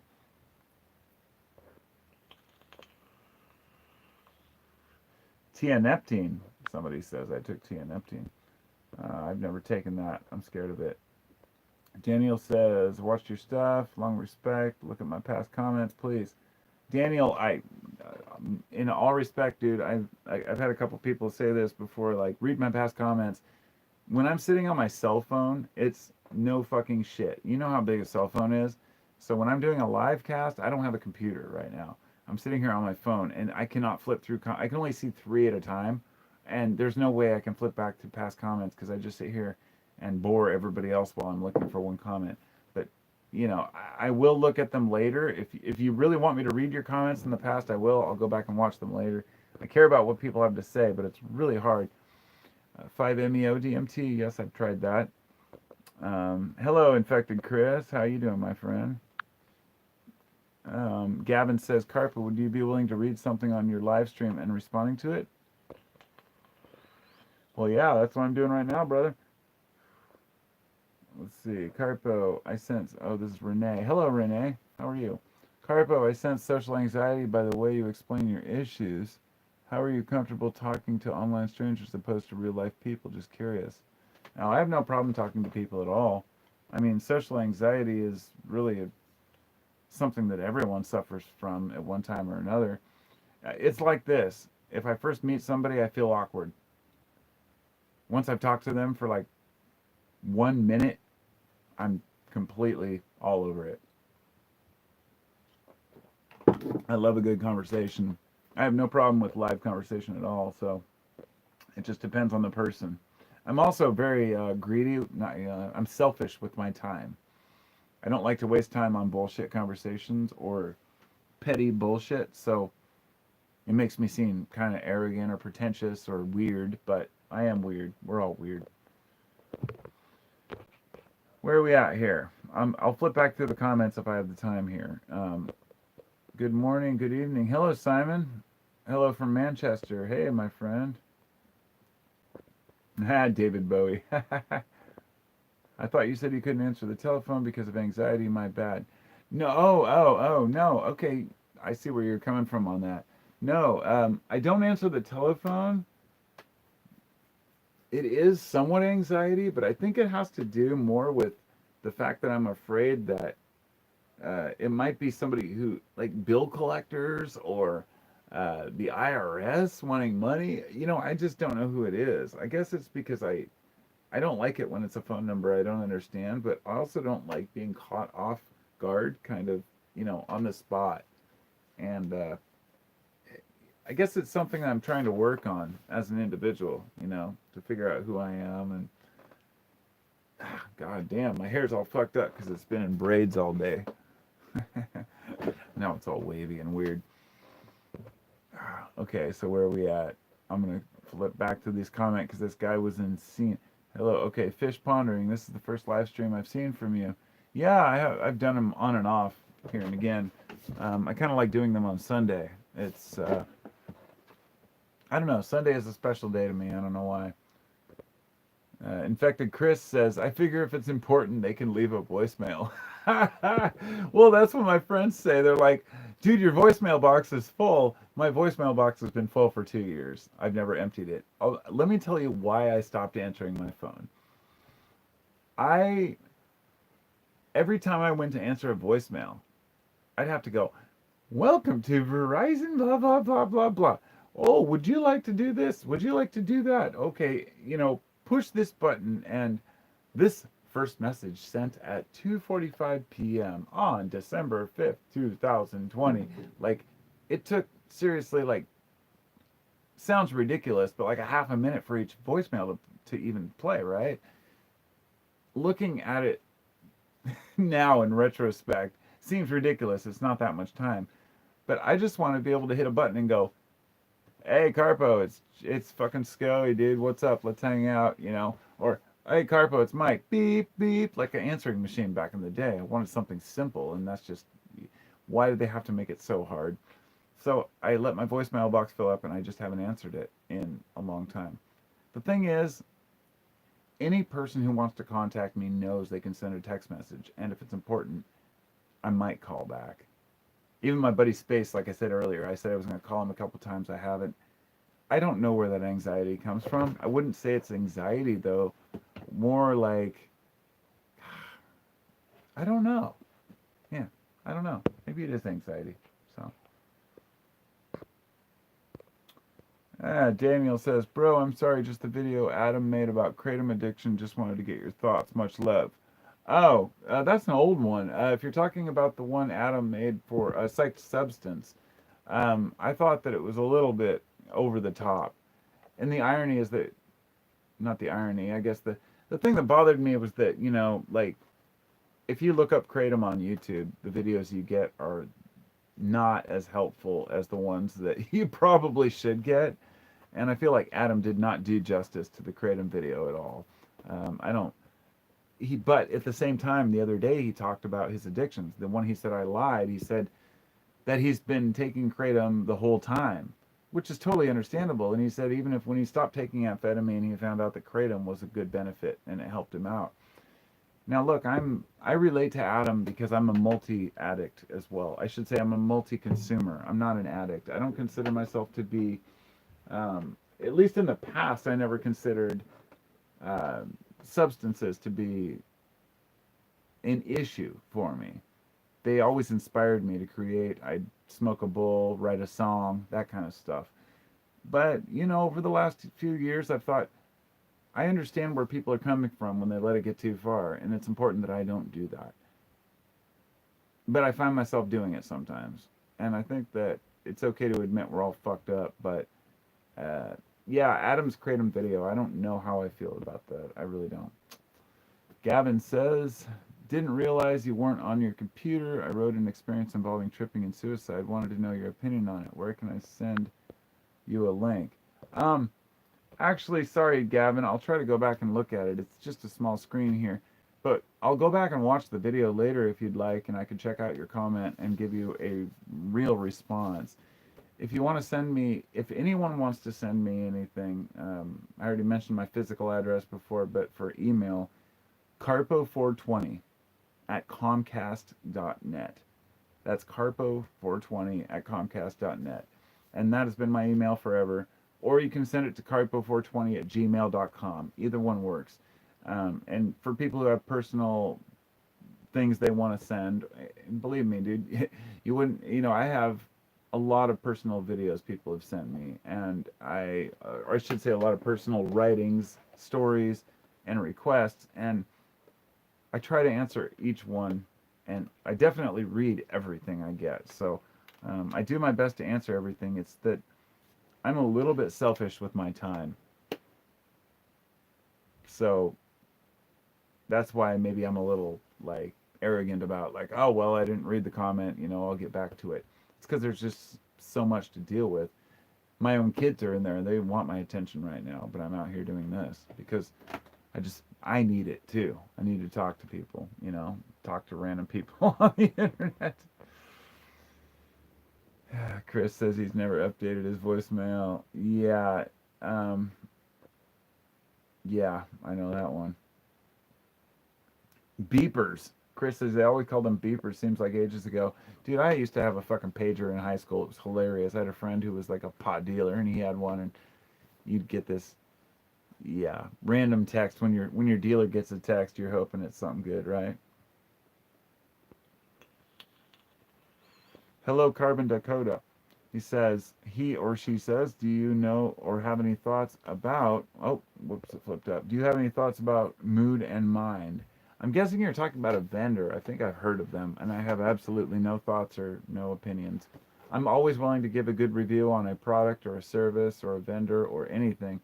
Um, Nobody's ever sent me anything to review, so I really don't know. I've been buying from my vendor for 12 years, so I have no idea. Okay. Species. Joshua says, would you like to read some of my poetry? Do you want me to be honest? I don't know. If your poetry is interesting, I'll read it. No, let me just tell you this. That was a joke, okay? I would love to read your poetry, Joshua. And I'll tell this to all of you who are watching right now. Looks like there's 57 people. I started something at the beginning of this pandemic around March or April, and I said, look, I think that the next year is going to be really rough for us. If when we're locked down, when we're dealing with, being trapped at home and the bullshit, if you've created anything that you want to share, please send me an email. Actually have a folder that I've been saving of people's projects. I think it was, I can't remember her name. What was it, Liz or something? She made some pants that she had drawn on and made all these cool designs, or maybe it was embroidery, I don't recall. Another person who made some paintings, somebody else who just sent me pictures of their farm. And I said, what I'm going to do is after this pandemic is over and we're back, let's say the first time we get to a concert and we're back to normal, I'm going to make a documentary about this. I've spent a lot of time saving information about this thing, and I want to get the human aspect of it. So please send me any pictures, songs, creations, anything you've done that you would like to share with the world. You can send it to my email, carpo420@comcast.net or gmail.com. And I'm going to put it in my folder, and I'm going to save it. What I'm trying to do right now is build up my repertoire, or build up my collection of videos that I have. And I'm telling you, I've got thousands of videos of various nature scenes and, people running and dogs and sunsets and everything that I have no idea what to do with. But I just feel like one day I'm going to be able to put this together into something great.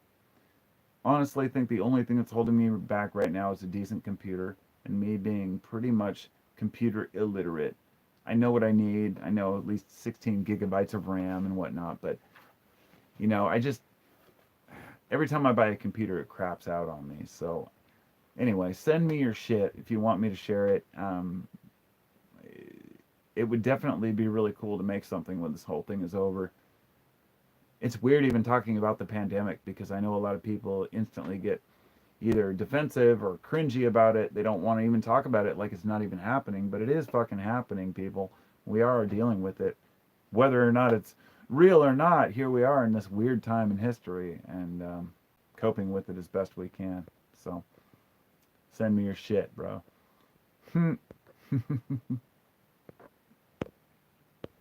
Where were we? Carpo, how do I stop reading Wikipedia so much? I don't know. Just don't click on it. No, really. I mean, I use Wikipedia once in a while, but I wouldn't consider it to be, you know, let me put it this way. Wikipedia, the minute you mention that when you're quoting a source, people will make you feel stupid by saying, "Oh, Wikipedia." It's the same way that people say about Snopes. They say, "Oh, the founder of Snopes did this and this and this and this." Look, a majority of the time, you use Occam's razor, which is a philosophy that says the most likely story is probably true. So when you read something on Snopes or on Wikipedia, you can guess that it's usually going to be fairly accurate, or at least more accurate than not accurate, since it can be corrected, at least on Wikipedia. However, if it's a super controversial subject or a very recent topic, that's up in the air. Today, we don't know what the fuck to believe in the news. We don't know who's bullshitting us. We don't even know what the right foods are to eat. You know, is bacon going to help you or kill you? Should you have a glass of wine or not? These are just small things, but, you know, is Antifa going to rule the world, or are right wingers, you know, going to destroy society? All of this shit is bull crap. It's all distraction. A majority of society is pretty functional and doing just fine, but we're losing it as a society right now. And places like Wikipedia, it's just a natural place for people to go to try to get information.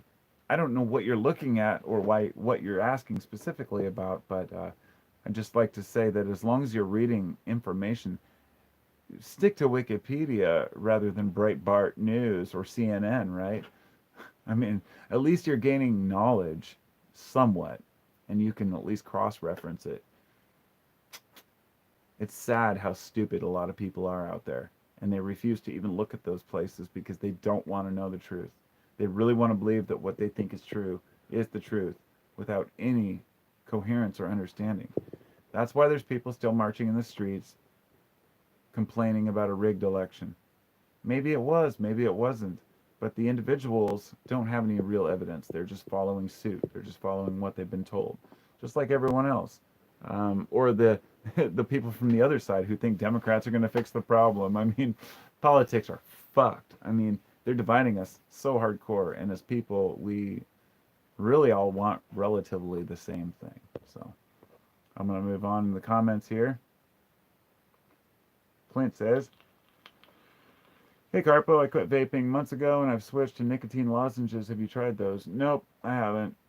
I vaped for 5 years, he says. Yeah, I smoked for 25 years, since I was 15. And then I quit, and now I've been vaping for 5 years. And I have really no desire to quit vaping at all. Um, I need to actually, I have this whole box of batteries. I've been trying to find the ones that actually work right, but yes, I'd like to quit vaping. I would, but it's kind of like that last. It's like the last holdout, the last stand. It helps me to cope sometimes. I vape at night. It's sitting by my bedside table. I know my addictions. I understand them. I understand why I have problems with my own compulsions, just like everyone else does, right? I don't know why. I don't know what to do about it, except for just to kind of try to be honest, be fair, be reasonable.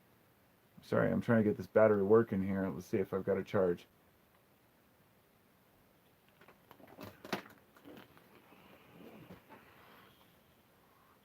I've been vaping this like 3 milligram juice that's it's really weak, but there's something to be said about people's compulsions, and it's good on you for quitting vaping. That's all I can say. For real, for real. Have you ever made chonga? No, I have not.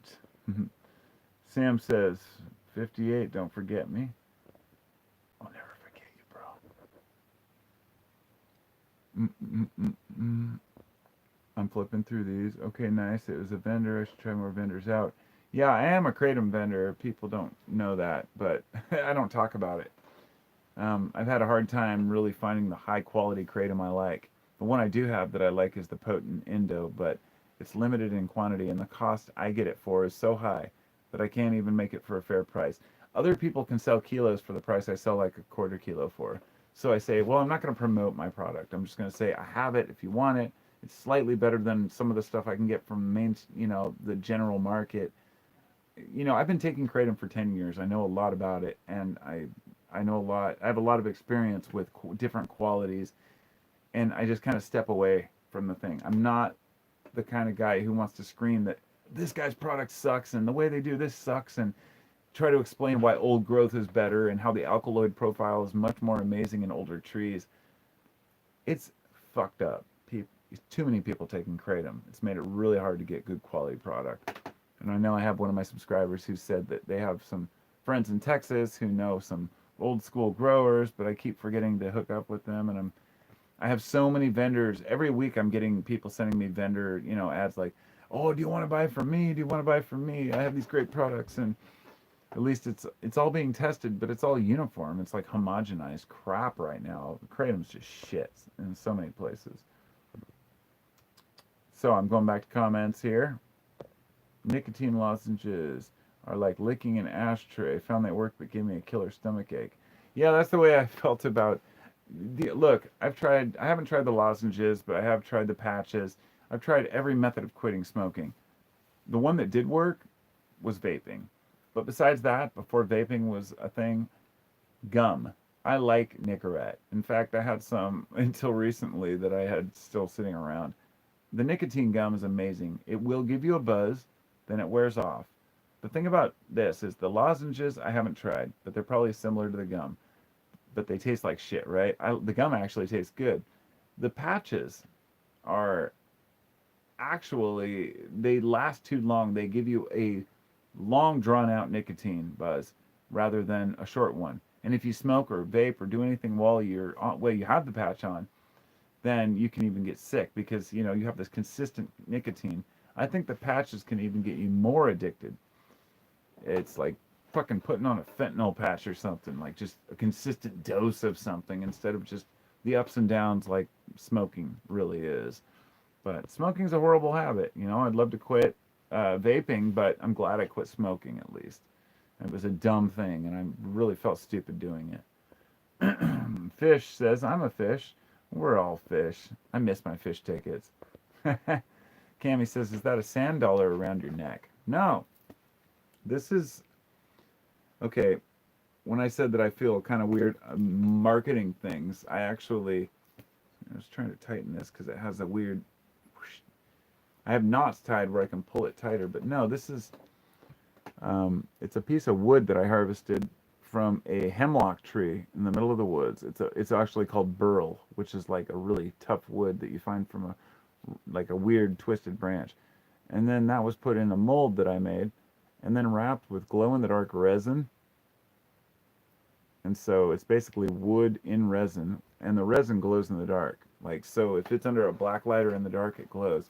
I made dozens of these. I made necklaces to sell about a year and a half ago for Christmas, and I was going to market them. Here we are, a couple weeks from Christmas. I have a whole shitload of these things that I've made myself that I wanted to put up for sale. And earlier today I said, I'm going to go out, I'm going to take pictures of each one, and I'm going to put them up on my website, and then allow people to pay for it through PayPal, and I can do this, I can get them sent out before Christmas, and I just haven't done it yet. But if anybody's still interested, and I've had a few subscribers who are just like really want one of these, I have a huge selection of necklaces over here that I definitely like to sell because I'm broke right now. So maybe, and probably at least 50 or 60 bracelets, bangles and cuff bracelets. I've got bracelets, resin bracelets that are made out of kratom. I've got ones with cannabis in them, all kinds of shit. So that's what it is. It's resin and wood.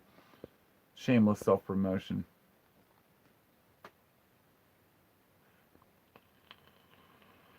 Will Never Be says, homeless, what is it? Homeless kid that stole my dog plants in Medford got stabbed to death in the fires when the neighborhood burnt down. He was only 23. Right on, dude. Thanks for the positive, uplifting comment. No, in all respect, bro, I don't know where that fits in. So, Um, yeah, that sucks though. That really sucks, dude. Sucks when people get stabbed. Gavin says, "What do you use to care for your hair? I'm growing mine out, and the ends are split and rough. Um, Figured you might have some hippie method. Yeah, I do. Don't wash it. Shampoo just dries your hair out. It's the no poo method. You want your hair to like really have a shine. Right now, mine's haggard because I just pulled it out of a braid. But yeah, don't use shampoo. And if you're going to, only use it after you're really um, when your hair is really, really, really oily, then you use about a third of what you would usually use and just go through it really quick. Do not shampoo the roots, only the outside, because the roots produce the oils that protect your hair. It's called sebum. I think it's sebum, which is the natural oil that your hair produces. So if you just get some of the hair fixed up, then do the rest of the time, like maybe once a week, do just conditioner. It'll rinse some of the junk out. I mean, unless you're in construction and do heavy stuff where you're always dirty, it's a different story. But in general, don't wash your hair too much, and your natural oils take care of that. I mean, there's no reason that we should have to overcompensate with our hair. So,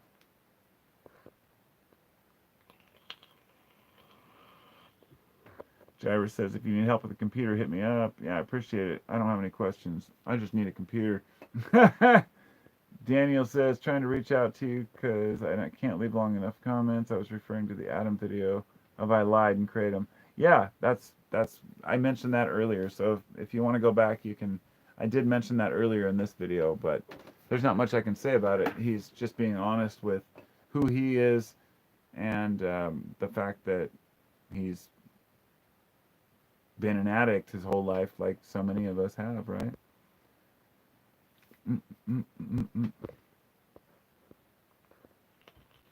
Coconut oil. Yeah, coconut oil does help with hair. Um, I've heard that. Felix says, Carpo, hello, Felix. Carpo, are you doing on 13 Questions podcast? Yes, I am, actually. I don't know if any of you have heard that. I hadn't heard of it before, but I was asked to be on a podcast, 13 Questions. So we set aside a date for January 14th at 6 o'clock p.m. Pacific time. Or I guess that would be 9 o'clock Eastern time. So January 14th, I'll be on a podcast called 13 Questions, and it's about men asking men, basically 13 questions about, their opinions on being a man and life in general. I thought it was pretty interesting, so I'll definitely have to think about those questions that was proposed. Yeah, I think it'll be fun. I'd love to do this. I'd love to be able to make this a living out of this. I'd love to do podcasts. I'd love to be able to interview people. Like I said, my buddy was over the other night. We didn't really get a chance to do a real podcast, but we did have a couple deep conversations I might share down the road with his permission. But these are the things I like listening to. And I know a lot of you do too. Talking about life. It's not just me talking to you. It's all of us talking together. It's pretty amazing what technology has given us. Chris says, I use my dab pen like a vape pen. That does happen. Devin says, do you take your blood pressure? I'm surprised mine was high. Yeah, mine, last time I checked, my blood pressure was a little high. It's moderately high. But, and I always realized I was checking it in the store, and I hate shopping. So I was like, how much is that affecting my blood pressure too? But all I have to do is sit and just take deep breaths for 5 minutes, and then it's lower. So it's really hard to gauge it. Like when you're in the doctor's office and they take your blood pressure, you're already stressed out, I don't know.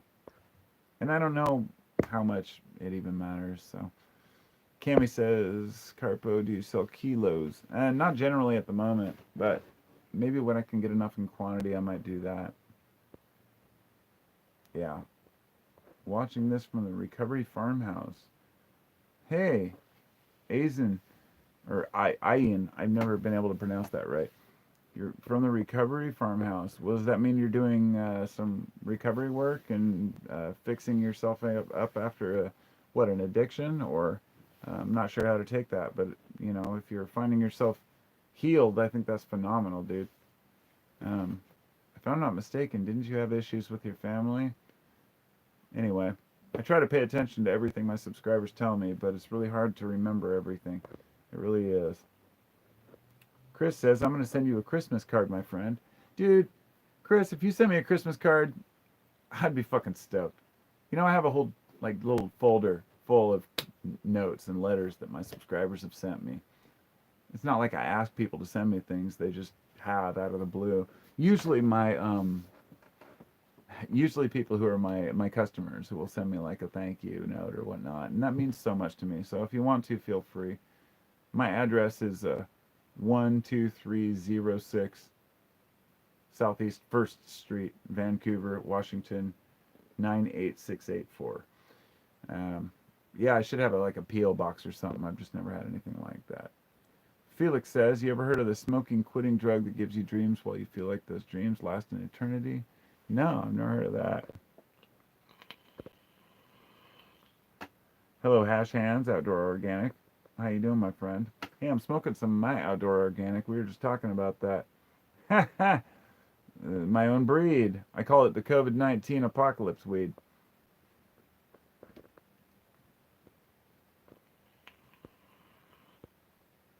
Hello, Roberta. How you doing, sister? It's good to see you. I'm glad that you could all stop by here. Inspector Pooper. Seaburn. Arr.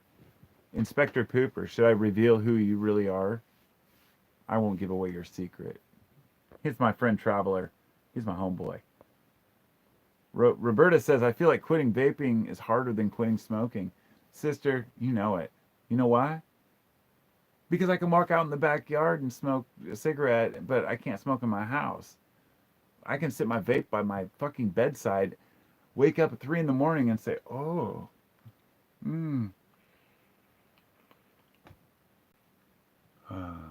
fall back asleep. I can't tell you how many times I've woken up with my vape like in my bed or flipped my covers and had it fly off. Look, I mean, you know, it's kind of it's being vulnerable to admit that we have these problems, you know, that we're all like addicted and obsessed and hang on to. This is what I call the electric tit. This is the digital fucking nipple right here. And you can't get away from that. I mean, it even looks like a fucking digital nipple. And for some people, it's weed. For some people, it's cigarettes. For some people, it's vaping. For some people, it's food. But everybody has an oral fixation. It's something that we've carried with us, and it's very hard to break away from that. Instead of trying to conquer all of our desires to have interesting foods and whatnot, you know, just try to enjoy it and be moderate. Oh, and I see a few of you have not hit the like button. Somebody mentioned this earlier, but if you hit the like button, it helps the algorithm, it helps the channel. And I know I probably got a few new people on here, so it only takes a second. Do that shit. But do not hit that fucking bell icon. I promise you, you will suffer because of it. And you'll have a bunch of fucking emails. Hey, Josh, I uploaded a new video. Play us a song? I don't have a song to play. I could play you my, the song I just wrote, but I already uploaded it. It was the song about, I fell into the sea. But, all I've got right now is just this bass. It's my bass.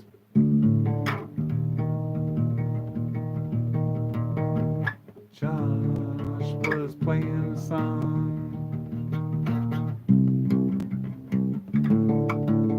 Song was so wrong.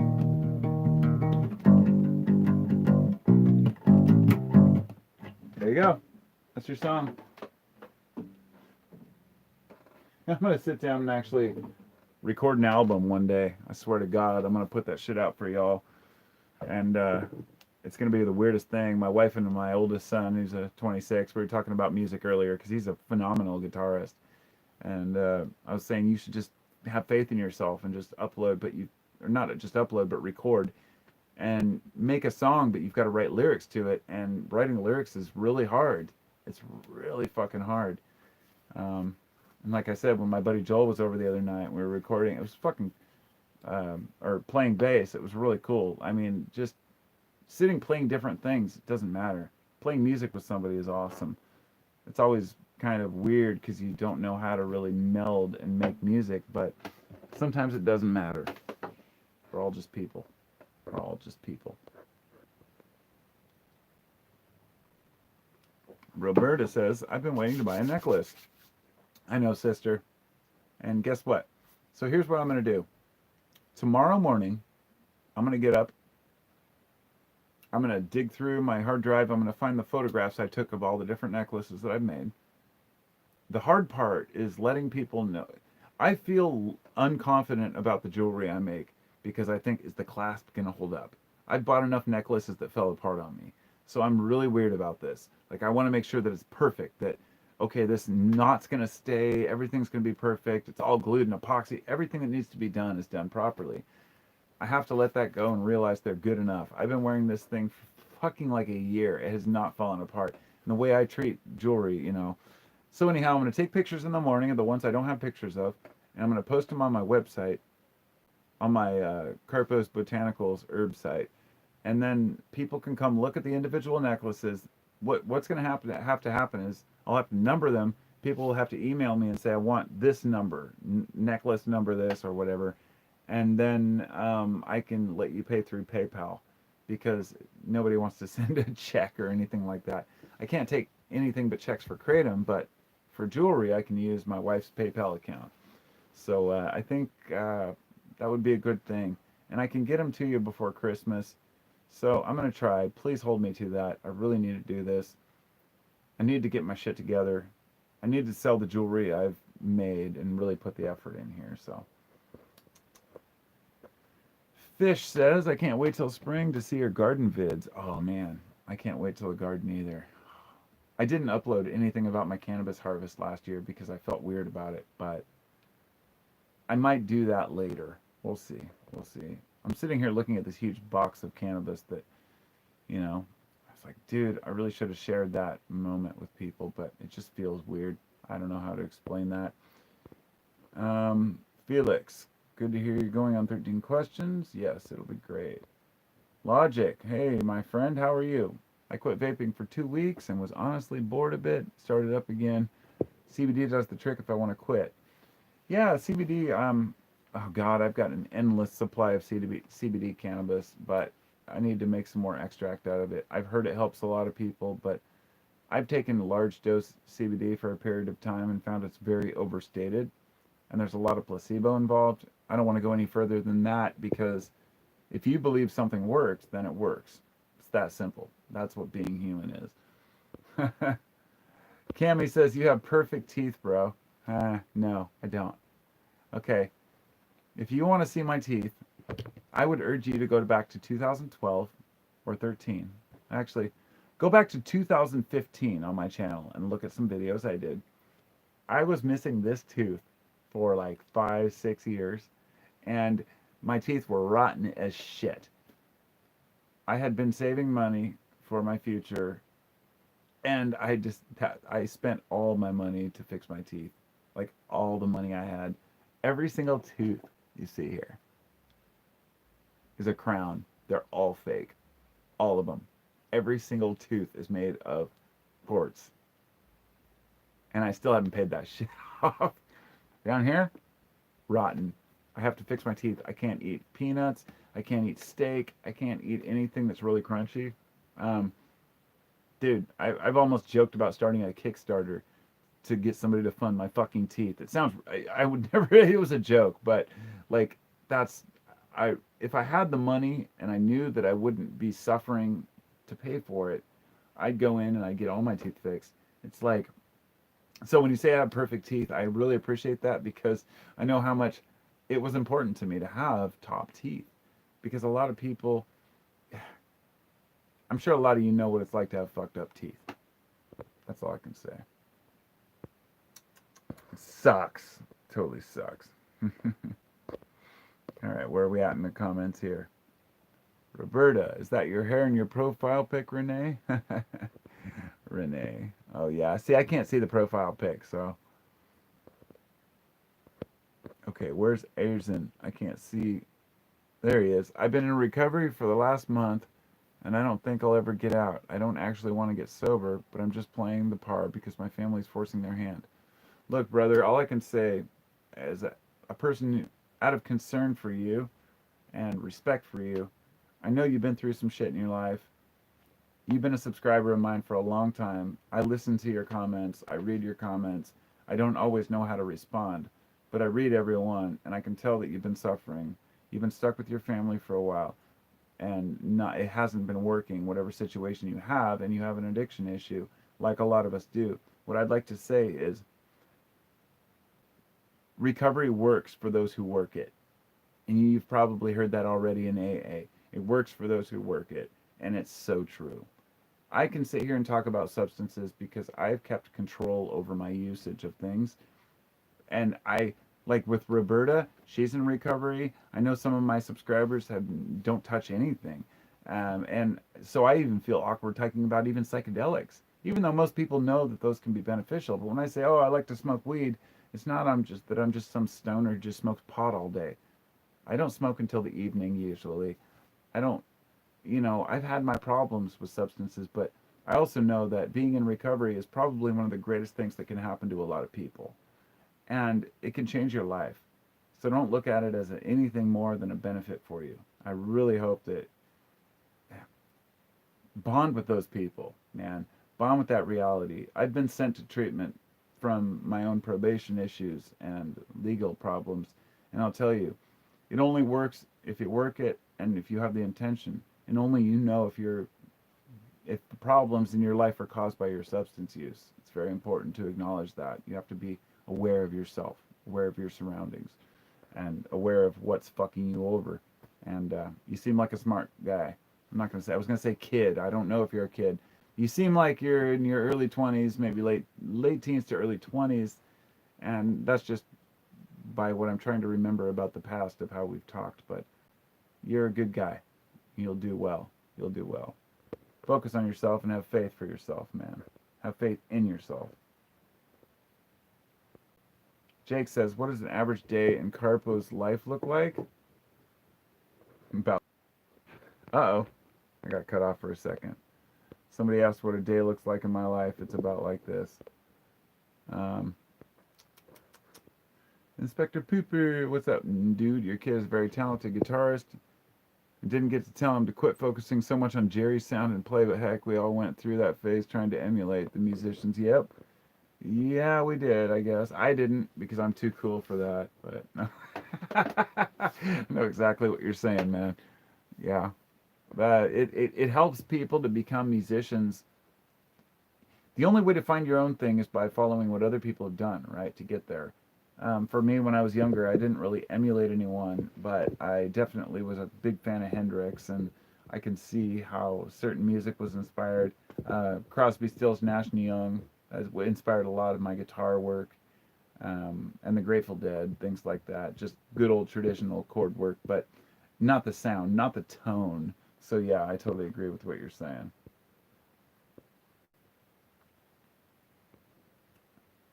Yeah, yeah. Cover tunes. Yeah, you've got to like the cover tunes, brother. Favorite Hindi god? Fish X? I don't have one. I mean, I guess it would be the fucking Hindi god. What wouldn't that be like? Oh, wait. I was just going to pull out an album that I have from Spangle. God, what is the one? The god of chaos. I can't remember. Can't remember. Gavin says that song, Another Loan, that I believe you and your brother wrote, is a fantastic tune, man. Well, thanks. Yeah, that's his song. That's a great tune. Roberta says, I got sober for almost 3 years. I take a little kratom now and again. I can never touch opiates. Suboxone saved my ass. Yeah, my sister, I get you. Shiva. Yeah, Shiva. That's the one I was looking at. And Callie. That's the name of my old cat. But yeah, for Roberta, yes. We all have our limits, you know. We're going to have a substance or two. There's nothing wrong with kratom. No problem at all, especially if you're off opiates. Yeah, Shiva the Destroyer. Ganesha.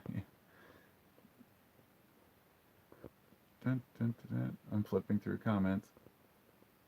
Kanisha. Yes. Azen says, you always say what I needed to hear at the right time in my life. I really can't thank you enough, Carpo. Hey, man. It's my pleasure. It really is. I didn't have anybody in my life when I was young. The only people who I could even remotely look up to or talk with were these douchebags who hung out with the younger kids, right? You know, the guys who wore the jean jackets and like when you look back and like my buddy Joel and I were talking about, you look back in retrospect and think, yeah, they seem so cool when you're 16 and they're 24, and then you're like, God, these are douchebags. Why were they hanging out with kids, right? I don't know. It's weird, man. But anyway, I like to be an influence on people, but I also realize my shortcomings and my own limitations on what I actually know. So don't take everything I say to heart. My life is my life and it works for me, and that's I think what we all understand. It's just a different world right now than what I grew up in, and it's just crazy. It really is. But I try to help the younger generation as much as I possibly can because I don't want them to make the same mistakes, but I also know that every kid's going to touch a hot fucking stove. There's no way around it. I'm still making mistakes that my elders are telling me, and just have to learn yourself, I guess. Oh, hello, Langdaham. He says, I like the Patreon release of your Ocean Deep Breathe song. Thank you. I wrote that song relatively quickly. I just wanted to share it while it was in my head. But I was inspired by Billie Eilish, the simplicity of I Love You, the song, and also a little bit of Crosby, Stills, and Nash that I grew up on, and a couple of the finger picking tunes, and kind of combine that into a simple song that was just about being sucked out of society or letting society just push you out and then just breathing and accepting where you're at. I don't know. It's hard to write in metaphors, and lyrics are very difficult. Very difficult. Ever see Alice in Chains? No, I have not. It's not. I have not. Hmm. Hmm. YouTube is great for introverts. Yeah, ain't that true? The world was changed by the internet. It's really a great live cast. Thanks, Carpo. Yep, you're welcome. Love Crosby, Stills, and Nash. Me too. Don't forget Young. And there's a lot of great music out there. I'm going to tell you that there's a few things that inspire me. It's not just music, but it's great video work. Something that I think is underappreciated today. The reason why I've been wanting to make my own documentary or movie, and like with the world of drones and all the technology we have and fucking 4K videos in our pocket, it's something I never could have expected. When I was a skater, you know, when I was between the time I was 14 till like 19, I was a skater. We'd cruise around town, ollieing over milk fucking crates and garbage cans and off cliffs and getting kicked out of different places, carrying our ghetto blasters around. We really lived it up in the early 90s. And I lived in the Portland area, but mostly like Lake Oswego and downtown Portland. We'd take our skates downtown. And I mean, it's just, I don't know. It's a crazy fucking, it was a crazy time to grow up. And now that we have the internet, it seems like everybody's just kind of stuck in their own realities now. Like that nostalgic just woohoo is just gone. We're just trapped by this fucking it's like a petrifying fear of the unknown that we have. And what the hell are we going to do? You know, it's like you'll never get back to the old ways. It's just like our parents talking about how Elvis was so great, even though I realized Elvis never wrote any of his own songs, which kind of sucks. But, you know, the illusion we have of the past and how it was so much greater is not always the reality of how it was. So me looking back on being a skater, I mean, this was in the early 90s. Crime was at like its highest ever. You know, I mean, crime was horrible back then. There's a lot of perspective involved, I guess, in these things. But anyway, I'm going on about that forever. Yeah, but playing music sometimes can help us to just kind of overcome that. The music is the common thread, the binding thread, I guess. Hello, Yup No. Says the world was a better place before social media. Actually, that's what I was just thinking. It wasn't actually. This is important, not to disagree with you. This is something I've thought about a lot. The world was not a better place without social media, but the world appeared to be a better place before social media because all the injustices could not be live cast yet. When you look at the statistics, crime is actually lower, poverty is lower, starvation is lower than it ever was when you account for the increase in people. When I was a kid, the population was half of what it is now. When I was born, it's crazy. Doubled the population. I mean, of course we're going to run into problems, but really the internet enabled us to do so much more. It's been infiltrated by people trying to make us feel weak and disempowered. And this is why being an all-around, I think this is why being a Renaissance man is so important. I say man, not sexist-wise, it's just the term. Renaissance woman, you know. It's so fucked up that in 2020, that's how I feel. When I say Renaissance man, I have to like follow that up with Renaissance woman, but y'all know what I mean. You know, I'm with all of you. I respect men and women and gays and trans and, you know, people are just people. I don't understand why people are so wrapped up in pointing the finger at each other and saying you should be this way or you shouldn't be this way. You should believe this or you shouldn't believe this. Fuck you, right? Fuck you and your opinions. It doesn't matter. It's like, I live my life, you live your life, right? Whatever's going to work is going to work. Sometimes we'll be wrong. We'll make mistakes. We'll have errors in judgment. But all we can do is keep pushing along. And holy shit, we've been on here for 2 hours already. That's insane. Wow, I'm going to have to go pretty soon. I'll probably have to cook up some dinner. I need to make like a turkey sandwich or something because I'm hungry. But skateboarding is not a crime.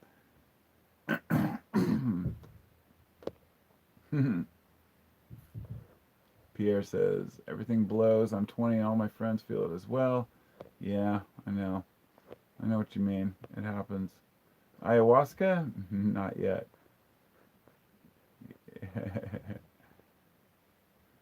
Cami says it's great to connect online, but we need this in our physical lives too. I absolutely agree. Like Inspector Pooper here, not all social media is created equal. That's absolutely true. Think about it, guys and gals. Think about all the people who are sitting here right now. Do you feel like there's a major controversy going on here?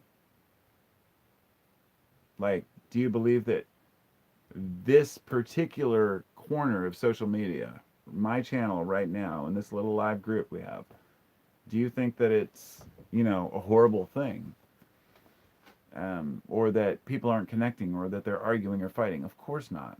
We're doing fine. This is the corner that 99.999% people will never see. They'll see their own little corners, the good corners and positivity and conversations. But it's important for us to remember this. If you willingly look up a video about politics and you go to the comment section, you fucking put yourself there, okay? You know what I'm saying? If you go to the news and you click on that negative story, you put yourself there. I'm just as guilty as everyone else. If you watch a video about making a murderer or this person who got killed or whether this cop beat this person to death, you chose to watch that. You chose to educate yourself on that beyond what you needed to. I mean, the headlines might be enough, but the point being that we put ourselves into this negativity, in this negative space, and think that social media is nothing more than an echo chamber for hate or for, you know, people who are full of shit. But there are sections where people, you know, get along. Like even Twitter. Twitter has a section of scientific people who sometimes it gets controversial, but you don't really see that because nobody's tagging scientists unless it's like Neil deGrasse Tyson or fucking Bill Nye over some stupid, ridiculous controversy. I mean, both of those guys are like an embarrassment to science, in my opinion. But at the same time, people need that kind of like celebrity to even find interest in things. I mean, MTV, the real world. I mean, what happened, right? Where did we go wrong as a society? So yeah, social media is depending on how you use it. Ian says, how did you get from where you were to where you are now? I want to know how I can pull myself out of this place I am now and get to where I want to be. I'm so young and clueless. Let me just tell you this. I didn't get to where I was, to where I am. I'm still where I was. But if you really want an answer to that question, I guess the best answer I could give would be, I got to where I was to where I am now by sacrifice. That doesn't mean you have to necessarily work 80-hour weeks or sacrifice your flesh or anything. What it means is that you have to be willing to compromise with other people in your life. So like, for example, in 98, when my wife and I met, I had to compromise. I'd never taken care of a child. She had a 3-year-old son. We got together. I said, well, this is weird and new for me. It's something different, but I sacrificed for it just like we all do. She sacrificed for me just like this is what humans do. But you have to be able to let go of what you think is true. You have to be able to find a passion in what you want and something to work towards. And you have to be able to compromise big time. That might be letting go of some of your addictions. If drugs are causing your problems, then you're going to have to quit for a while. If your problems are caused by your own outlook or a psychiatric illness, that might be something more serious that needs to be dealt with. I don't know what your situation is. So when you say I pulled myself out and got to where I am now, I was never anywhere to pull myself out of. I've always been here. I've just been working on myself, just like you are. To realize that you're in the same boat as everyone else is probably the greatest key, the greatest thing you can learn. Hello, Simon. Have you ever listened to Townes Van Zandt, True Poet? No, I have not. No, I haven't. Sorry. Dopamine release. Roberta says, connecting in person is a good dopamine release. Sister, actually, it's a good... Yes, it is. Actually, I think what you mean is it's a good serotonin release. Dopamine is more motivational. Dopamine can make you feel a little more edgy. It's probably a combination of the two, and I believe that you're right. But serotonin, as far as I know, is the more comforting. It keeps you awake all night. Everybody knows if you have a friend over, you can stay up till the dawn all of a sudden without any drugs. How does that work? Why can't you do that with just the people you're with all the time or your family? And just, why don't you have that same excitement? Because your brain is working behind the scenes. It's thinking about things that you're not even thinking about consciously. It's fascinating to me. You get more excited when you're hanging out with people. Yeah, it's pretty awesome. Cami says, music is the universal language. That's what we were just talking about earlier, my son and I. The fact you have to preface it like that's the problem. See, I get lost on the context of what the comments mean, but I try. Facebook friends forward the hatred. Look, guys, if you have Facebook still, I'm just going to say this once. Please, for your own sanity, one of the greatest things you can do is delete your Facebook account right now. Now, I know you're already getting defensive thinking, oh, God, but you have a YouTube channel. It's the same thing. It's all the same social media. Or the other side is it's all about how you use it, or I don't respond to negativity or criticism, or I don't look at the ads. Just delete Facebook. Facebook is a cesspool of fucking shit. It's garbage. It is complete nonsense. That's not... I've left it several times, then come back. I know the draw. I sacrificed tickets to Soak last year because I wouldn't sign up for another Facebook account or reinstate my account just to get tickets to the most important, exciting event to me in the whole year. That's how adamant I was about not getting Facebook. Because once you've done it, once you've reinstated your account, you know exactly what happens. You go in there and you find a bunch of controversy and you end up arguing with a bunch of idiots. I didn't use Twitter until about 2 months ago. I only signed up to argue with people that I thought were shitty people, including the president. Yes, I'll admit that. I had to have my word out there.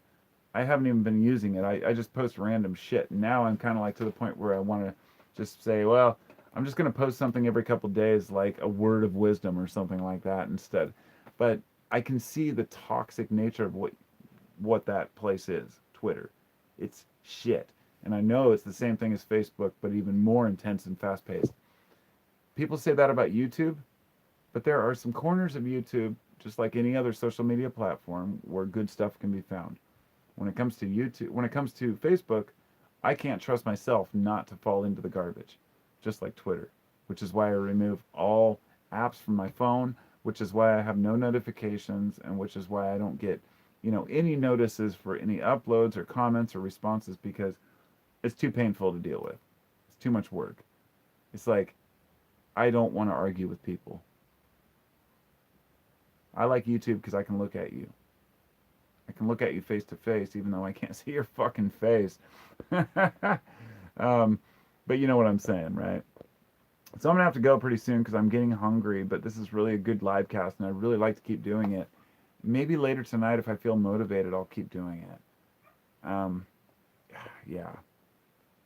Chris says, you have a podcast? He says, I have a page for my podcast just to get the word out to people.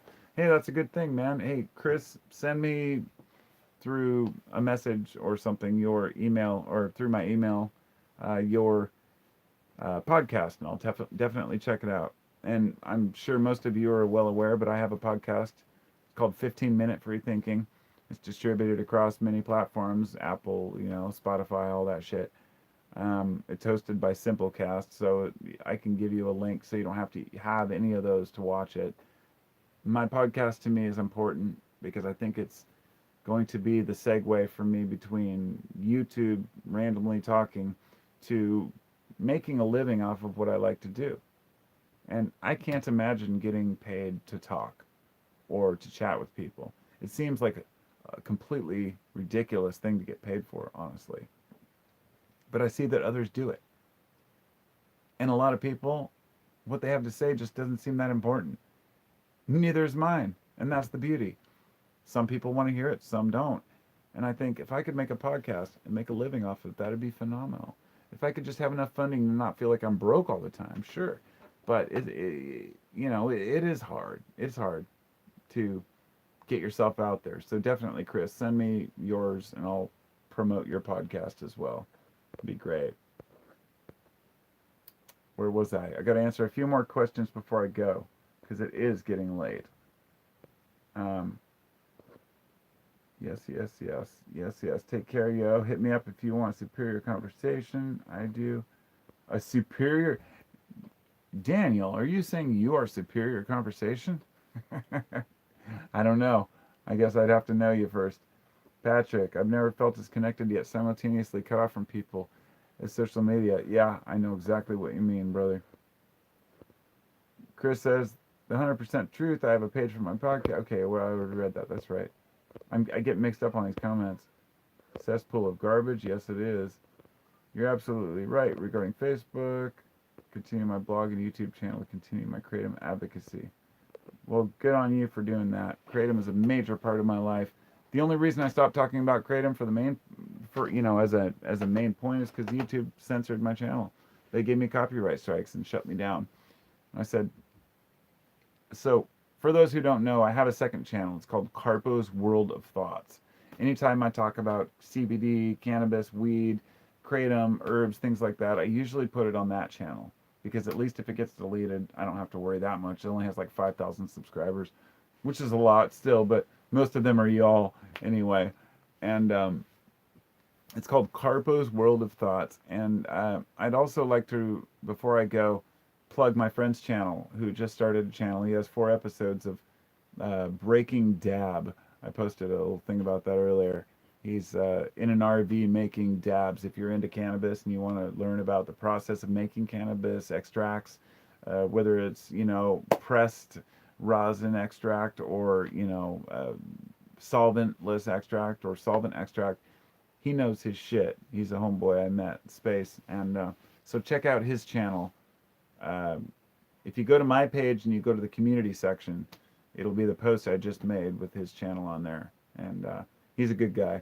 So a little bit of props for him. So Carbon says, please stay active with the podcasting. I'll try, but I have to pay to podcast. It costs me money to host my channel, and I don't really get anything yet. It's like what's the word I'm looking for? I'm a what do you call it? Working for free. You know, when you have somebody working in your company. And anyway, I'm hoping that it pays off in the end. I think it'll be great. You know, if you eat on live stream, it'll be like Brad Pitt in Ocean's 11. Seems like he's eating in every other scene. Dude, I'd have to remember that one. Carpo's Corner is a podcast, she says. Yeah, that's what I was going to call it, but I called it 15-minute free thinking because of the old sign over the shoulder, and I decided to keep it that way. And honestly, I didn't want to call it Carpo's anything. It feels arrogant to name it after myself. I don't know why. It's just weird. Where's all the good Keaton gone? Says Langdheim. So funny, every time somebody types Kratom, Google says Keaton instead. Ah, then he cooperated. Yeah, corrected it. Any other channels other than Carpo's World of Thoughts? Yes, I actually have 1, 2, 3, 4. I have 4 YouTube channels. 5? 4. Now, one I have never used in years. I have 4 YouTube channels. And so, yes, I do have. I have this one, then the one where I upload my nature stuff, which is, it's actually the one that hosts this channel. It's like the main. This is like, Carpo 719 was like a secondary channel off of Carpo, or it's Joshua Orr, my name. That's right, Joshua Orr. But then I also have Carpo's World of Thoughts. And then I have a 4th channel, and I'm not going to tell you the name, but you'll have to find it. It's a secret. And I only talk about politics. I talk about shit that I don't want to bring up on this channel, and I rarely use it, but that's a hunt for you to find. Give Lucy a hug. What's your thoughts on Parler? I don't have any thoughts. I don't use it, but it'll probably be a cesspool of right-wing dribble. I haven't used it yet. That sounds pretty assumption on my part, but somebody says, Renee says, I hate how PC YouTube has become. Yeah, I agree, but you also have to realize that, you know, for example, I have young kids. I don't want them to click on YouTube and watch a video of, you know, Peppa Pig, and then the next one is her getting shot and murdered and deboned and shit, which is the kind of shit that YouTube had. There was a problem with content, with the algorithm, with the way that videos would play in order. People would, you know, take advantage of it to get their videos out there and make money when they were really shitty and horrible videos. And I don't agree with the whole censorship and all that, but I do understand the need for it. A little bit of control. So Joshua says, when are you doing this again? I do not know. It's random, and whenever I feel like it. I might have had just enough beer, or maybe I don't know. Where does Carpo come from? Well, Cammy, you can look that up. All you have to do is Google on my channel, go to Y Carpo and Y719, and I have a whole video explaining that. Kratom tincture. I can't go into that right now. So anyway, it was good to talk to you all. Much love, much respect. If you hadn't hit the thumbs up already, please do so, because that really does help for what it's worth. I hate saying that. It sounds like some goddamn douchebag in a fucking live cast, like, sign up for my free this and this and this and this. But, you know, that's just how it works. Maybe one day my channel will actually have enough views for YouTube to put me into the category of in a recommended list, you know. But I don't fucking count on it. Anyway, if you all love this kind of format, which I know a lot of you have expressed that you enjoy it, I would appreciate it if you let me know, and we can do this again soon. It's great for me too. It's good to get ideas in person. And a lot of you, of course, all of you know that I have absolutely no sponsorships. I do not have any ads for Dollar Shave Club. I'm not sponsoring Audible or any of that crap. So I really appreciate all of my patrons on Patreon once again. And if you'd like to be a patron, I upload videos, YouTube videos, some of my long 20, 25-minute videos. I save them just for patrons. So they're unlisted, but they go to my Patreon account as on my page for patrons as a thank you for the effort. It's not like I'm trying to hide things. I've had people accuse me of like, why don't you make all your content available? I'm like, because if somebody wants to actually help donate to my channel every month, I want to give them a little something extra, right? So there are videos on there, and I'm trying to do a weekly video on Patreon, or at least semi-weekly. That's kind of a breakdown of some of my raw thoughts on life and whatnot. And so y'all are pretty fucking awesome. Thanks for coming. Thanks for listening. And I'll be talking to y'all soon. Have a good night now. Be well. Oh, oh wait, forgot to tell you. Bye.